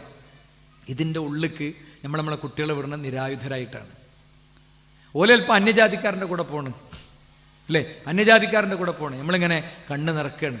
ക്യാമ്പസിലൊരു പൊളിറ്റിക്കൽ പാർട്ടിയുടെ വിദ്യാർത്ഥി സംഘടനന്റെ പ്രമേയാണെന്ത്? പ്രണയത്തിന് ജാതില്ല എന്നാ പണ്ട് പറഞ്ഞത്. പ്രണയത്തിന് ജാതില്ല, അതുകൊണ്ട് ഞങ്ങള് അത് നല്ല നിലക്ക് ഞങ്ങളെ പാർട്ടി ഓഫീസ് തന്നെ നടത്തി കൊടുക്കും. ഇതിനൊരു പൊളിറ്റിക്കൽ വിമർശനമായിട്ട് നിങ്ങൾ എടുക്കണ്ട. ഇതില് LDF UDF ഒന്നുമില്ല. ഇതൊരു സത്യസന്ധമായ ദീനിന്റെ ശബ്ദമാണ്. ഇതിൽ ജാതി മതമൊന്നുമില്ല. അതങ്ങനെ നടക്കുക. ഇപ്പൊ പിന്നെ ക്യാമ്പസിലെ കുട്ടികളെ പഠിപ്പിക്കണം എന്താ? പ്രണയത്തിന് ലിംഗമില്ല. എന്നിട്ട് 2 ചെക്കന്മാര് ഒരാണും പെണ്ണും ഇങ്ങനെ പ്രണയിച്ചിരിക്കുന്നത് പോലത്തെ സാധനം, ഇങ്ങനെ കെട്ടിപ്പിടിച്ചിരിക്കുന്ന ചിത്രം. മാസ്റ്റർ ബാഷൻ ഡേ, സ്വയം ലൈംഗിക സംതൃപ്തി കണ്ടെത്തുന്ന പരിപാടി, അതിനൊരു ഡേ ആചരിക്കുക. ഉപദേശമൊന്നും ഇങ്ങോട്ട് വേണ്ട, അതൊക്കെ പഠിക്ക് പുറത്ത്. ഇതുമായിട്ട് പോകുമ്പോ, ഇത്തരം സംഗതികളായിട്ട് പോകുമ്പോ നമ്മൾ വളരെ കൃത്യമായി നമ്മുടെ അടുത്ത തലമുറ ട്രാപ്പ് ചെയ്യപ്പെടുന്നു എന്നുള്ളത് ആലോചിച്ചിട്ടില്ലെങ്കിൽ കുട്ടികളെ കിട്ടൂല. ആത്മഹത്യയുടെ വക്കിലെത്തി മാനസിക രോഗികളായി അങ്ങനെ എല്ലാം തീർന്നു പോകുന്നൊരു സാഹചര്യം ഉണ്ടാകും. അതുകൊണ്ട് പഴയ സങ്കുചിത സംഘടന ചിത്രമൊക്കെ കഴിഞ്ഞു പോയി സുഹൃത്തുക്കളെ. ഇത് കാലം മാറിയിട്ടുണ്ട്. നമ്മൾ കാര്യങ്ങൾ പഠിക്കാനും മനസ്സിലാക്കാനൊക്കെ റെഡിയാകുക. നിസ്കാരത്തിൽ ഓതുന്ന സൂറത്തുകളുടെ അർത്ഥമെങ്കിലും നമുക്ക് അറിയണമെന്ന് ഞാൻ ഈ സന്ദർഭത്തിൽ നിങ്ങളെ ഓർമ്മിപ്പിക്കുകയാണ്. ഇത്രയും നേരം ഇവിടെ സംസാരിച്ചത് തീർച്ചയായും ഈ നാട്ടിലെ മനുഷ്യർ ഇത്തരം കാര്യങ്ങൾ ഉൾക്കൊള്ളാം എന്നുള്ളൊരു നസീഹത്തോടു കൂടിയായിരുന്നു. എൻ്റെ സംസാരത്തിലുടനീളം ഞാൻ തെളിവുകളാണ് ഉദ്ധരിച്ചത്. ആ തെളിവുകളൊക്കെ നിങ്ങൾക്ക് രണ്ടാമത് കേൾക്കാനുള്ള സൗകര്യത്തിന് വേണ്ടിയാണ് ഇവരുടെ റെക്കോർഡിംഗ് ഫെസിലിറ്റി ഒരുക്കിയിട്ടുള്ളത്. ആ പ്രസംഗം ഉസ്താദിനെ കൊണ്ടേ കേൾപ്പിച്ചു കൊടുത്തിട്ട്, ഞാൻ ഈ പറഞ്ഞതിൽ എവിടെയെങ്കിലും കിതാബിൽ അട്ടിമറി ഉണ്ടോ, തിരിമറി ഉണ്ടോ, മൂടി വെച്ച് പറഞ്ഞതുണ്ടോ, എന്തെങ്കിലും ഉണ്ടെങ്കിൽ പറഞ്ഞോട്ടെ. നമ്മളും ആ കിതാബ് കൊണ്ടുവരും, ഉസ്താദ് പറഞ്ഞ കിതാബ് കൊണ്ടുവരും. നമ്മൾ ശാന്തമായി സംസാരിക്കും. നമ്മൾ ആരും കളിയാക്കണില്ല, ആരും പരീക്ഷിക്കണില്ല. എങ്ങനെ ഇവിടെ പ്രസംഗം നടക്കണേന് എന്ത് ഫാഷിസത്തിൻ്റെ എന്ത് പ്രശ്നമുള്ളത്? ഒരു പ്രശ്നമല്ല. അതുകൊണ്ട് നമ്മളിങ്ങനെ വീടുകളിലേക്കും കുടുംബങ്ങളിലേക്കും ഒടുങ്ങണതിന് പകരം കുറച്ചുകൂടി മുന്നോട്ട് വരിക. ഒരെലക്ഷനിൽ എവിടെയെങ്കിലും ഒരു പാർട്ടി തോൽക്കുമ്പോൾ തന്നെ ആകെ തളർന്നു പോകേണ്ടതൊന്നുമല്ല നമ്മുടെ നിലപാടുകളും കാഴ്ചപ്പാടുകളൊന്നും. നിങ്ങൾ നോക്കി, ഇതിലേറെ ശക്തമായ ഫാസിസ്റ്റ് രാഷ്ട്രം ഉണ്ടായിരുന്നു, അഡോൾഫ് ഹിറ്റ്ലറിൻ്റെ രാഷ്ട്രം. അഡോൾഫ് ഹിറ്റ്ലറിൻ്റെ രാഷ്ട്രം ഏറ്റവും ശക്തമായ രാഷ്ട്രമായിരുന്നു.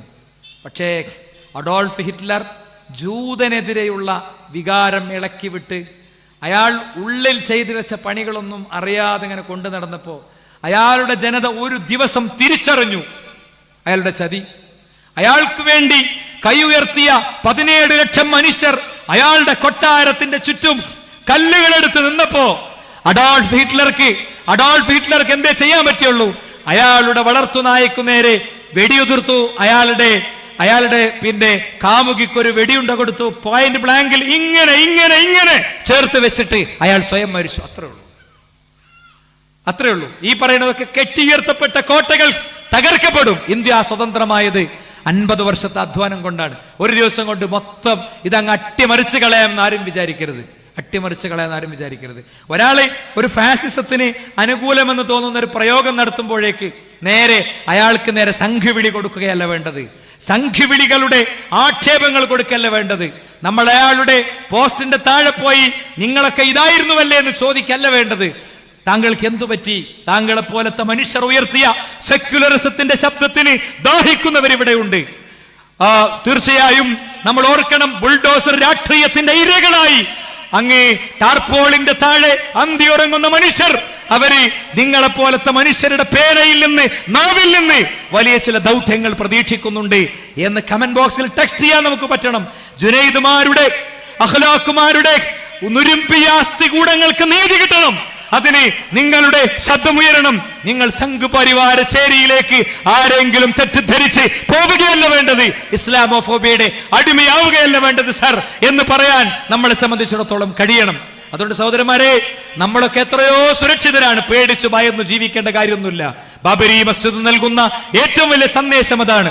ബാബരി മസ്ജിദിന്റെ താഴികക്കുടങ്ങൾ തല്ലി തകർക്കപ്പെട്ടപ്പോഴും ഇന്ത്യയിലെ ഏതെങ്കിലും ഒരു ക്ഷേത്രാങ്കണത്തിന്റെ ചുറ്റുമതിലിന്റെ കല്ല് പോലും ഇളക്കരുതേ എന്ന് ആഹ്വാനം ചെയ്ത മുസ്ലിം പണ്ഡിതന്മാരും നേതാക്കളും അവരുടെ വാചകത്തെ അക്ഷരാർത്ഥത്തിൽ സ്വീകരിച്ച് കഴിഞ്ഞ 10-20 വർഷത്തിന്റെ ഇടവേളക്കിടയിൽ ഒരു ക്ഷേത്രാങ്കണത്തിന്റെ ചുറ്റുമതിലിന്റെ കല്ല് പോലും ഇളക്കിയിട്ടില്ലെങ്കിൽ ഇന്ത്യയിലെ ജനപദം അവരിവിടുത്തെ അജണ്ട തിരിച്ചറിഞ്ഞവരാണ്, തിരിച്ചറിഞ്ഞുകൊണ്ടേയിരിക്കുകയാണ് എന്ന് മനസ്സിലാക്കാൻ നമുക്ക് സാധിച്ചാൽ സമാധാനമുണ്ട്. ഞാൻ അവസാനിപ്പിക്കുമ്പോ ഫലസ്തീനിലെ ഗസയിലെ മക്കളെ ഓർക്കാതൊരിക്കലും ഇതുപോലത്തെ ഒരു സംഗമം അവസാനിച്ചുകൂടാ. ഫലസ്തീനിന്റെ ആകാശത്ത് തീഗോളങ്ങൾ പെയ്യുമ്പോൾ അവരുടെ വീടുകളിൽ അവരുടെ മക്കൾക്ക് അവരുടെ പേര് എഴുതി വെച്ചു കൊടുക്കുകയാണ്. എന്തിന്? ആ ബോംബർ വിമാനങ്ങളുടെ ബോംബാക്രമണങ്ങൾക്ക് ശേഷം ചിതറിയ ശരീരങ്ങളിൽ നിന്ന് പേരെഴുതി വെച്ച ആ ശരീരത്തിന്റെ കഷ്ണങ്ങൾ എടുത്തുകൊണ്ടുവന്നിട്ട് മണ്ണിലേക്ക് വെച്ചിട്ട് അല്ലാഹുവേ, ഇവർക്ക് നീ ചോദ്യത്തിന്റെ നേരത്ത് ധൈര്യം കൊടുക്കണേ, അവർക്ക് നീ സ്ഥൈര്യത കൊടുക്കണേ എന്ന പ്രാർത്ഥനയ്ക്ക് ഇടം കിട്ടാൻ ഞാൻ വല്ലാത്തൊരു വീഡിയോ കണ്ടു. ഖബറിങ്ങനെ കുഴിച്ചിട്ട ഖബറിന്റെ അരികിൽ കളിക്കുന്ന കുട്ടികളോട് ചോദിക്കുകയാണ് അൽ ജസീറയുടെ റിപ്പോർട്ടർ, എന്തെവിടെ കളിക്കണു? ഇതെന്താണ്? ഇത് ഞങ്ങൾക്ക് നാളെ ഉറങ്ങാനുള്ള ഖബറാണ്, ഇവിടെ ഞങ്ങൾ കളിക്കുകയാണെന്നാണ്. അവരുടെ കളി ഗെയിമല്ല, അവരുടെ കളി ഒരിക്കലും പർച്ചേസ് ചെയ്യപ്പെട്ട ഗെയിമല്ല. അവർ ഷഹീദ് കളി കളിക്കുകയാണ്. അവരിങ്ങനെ ജനാസ വഹിച്ചു കൊണ്ടുപോവുകയാണ്. അതിന്റെ മേലെ ഒരു കുട്ടി കടന്നൊടുക്കാണ്. ഹയാമോൾ രാത്രിയിൽ തീഗോളങ്ങൾ പെയ്യുന്ന ഫലസ്തീനിന്റെ രാത്രിയിൽ ഹയാമോളെ, അവളെ 5 വയസ്സ് 6 വയസ്സുള്ള ചെറിയ കുഞ്ഞ് വസിയത്ത് എഴുതി വെക്കാണ്. നമ്മൾ എഴുതി വെച്ചോ? നമ്മൾ വസിയത്ത് എഴുതി വെച്ചോ പ്രിയപ്പെട്ടവരെ? +2 മോനെത്തുമ്പോ ഈ ലെറ്റർ അവൻ എടുത്തു കൊടുക്കണം. നീ ഞാൻ ജീവിച്ചിരിപ്പില്ലെങ്കിൽ മോന്റെ കല്യാണത്തിന്റെ ദിവസം അവൻ വിവാഹത്തിന് ഇറങ്ങും മുമ്പ് ഈ ലെറ്റർ നീ എടുത്തു കൊടുക്കണമെന്ന് പറഞ്ഞ് നമ്മൾ കത്തെഴുതി വെച്ചിട്ടുണ്ടോ? ഹയമോളുന്ന 6 വയസ്സുകാരിക്ക് ഹക്കടപാട് വീട്ടണമെന്ന സന്ദേശം എവിടെ നിന്ന് കിട്ടി പ്രിയപ്പെട്ടവരെ? എന്റെ കളിപ്പാട്ടങ്ങൾ അവൾ പേരെഴുതി ഇവൾക്കും കൊടുക്കുക. അവൾ ഓഹരി വെച്ചു. അതിന്റെ കടുത്ത് ഒരു ഹൃദയത്തിന്റെ ചിഹ്നം അവൾ വരച്ചു വെച്ചു. പിന്നെ എന്റെ ഉമ്മാക്കും കുഞ്ഞാമാക്കും ഇത്ര രൂപ കടമുണ്ട്, മിഠായി വാങ്ങാൻ തന്ന പൈസ ഞാൻ പൂർണ്ണമായി തിരിച്ചു കൊടുത്തിട്ടില്ല, അത് അവർക്ക് തിരിച്ചു കൊടുക്കണം. പിന്നെ എന്റെ ഉടുപ്പുകൾ അയൽപക്കത്തുള്ള ഇന്ന ആളുകൾക്ക് ഓഹരി വെച്ച് കൊടുക്കണം. പിന്നെ എന്റെ ചെരുപ്പ് അതാർക്കും കൊടുക്കരുത്, അത് കഴുകി സൂക്ഷിക്കണം. ഗസയുടെ മണ്ണിന്റെ, ഖുദ്സിന്റെ മണ്ണിന്റെ പോരാട്ടങ്ങൾക്ക് ഇനിയും ഈ മണ്ണിൽ നടക്കുന്നവർക്ക് ധരിക്കാനുള്ളതാണത് എന്ന് എഴുതി വെച്ച ആ മക്കൾ, അവരിൽ നമ്മൾ തവക്കുലിന്റെ പാഠം ഉൾക്കൊള്ളണം. എന്തെങ്കിലും കാണുമ്പോഴത്തേക്ക് തങ്ങന്മാരടുത്തേക്കും ശേഖന്മാരടുത്തേക്കും പായുന്ന, മൗനമായി വീട്ടിലിരിക്കുന്ന ഫാസിസത്തോട് പ്രതിരോധിക്കാൻ മനസ്സില്ലാതെ പോകുന്നിടത്ത് നിന്ന് പാഠങ്ങൾ ഉൾക്കൊള്ളണം എന്ന് ആഹ്വാനം ചെയ്തുകൊണ്ട് എന്റെ സഹപ്രവർത്തകരോട് കയ്യിലുള്ള നാണയത്തുട്ടികൾ നുള്ളിപ്പൊറുക്കി സത്യമെത്താത്ത ഇതുപോലത്തെ പ്രദേശങ്ങളിൽ ഇതുപോലെ വേദി കെട്ടണം. പൈസ ഉണ്ടാകും, പ്രവർത്തകരുണ്ടാകും, പോസ്റ്റ് ഒട്ടിക്കാൻ ആളുണ്ടാകും. ഞാനുണ്ടെന്ന് ആദ്യം പറയണം. ആകാശത്ത് നിന്ന് മലക്കുകളുടെ പ്രാർത്ഥന കിട്ടും. ജനങ്ങൾക്ക് നന്മ പഠിപ്പിക്കുന്നവർക്ക് വേണ്ടി മലക്കുകൾ പ്രാർത്ഥിക്കുമെന്നാണ്. അതാണ് ഈ സന്ദർഭത്തിൽ എല്ലാ സുഹൃത്തുക്കളെയും, പ്രിയപ്പെട്ടവരെ,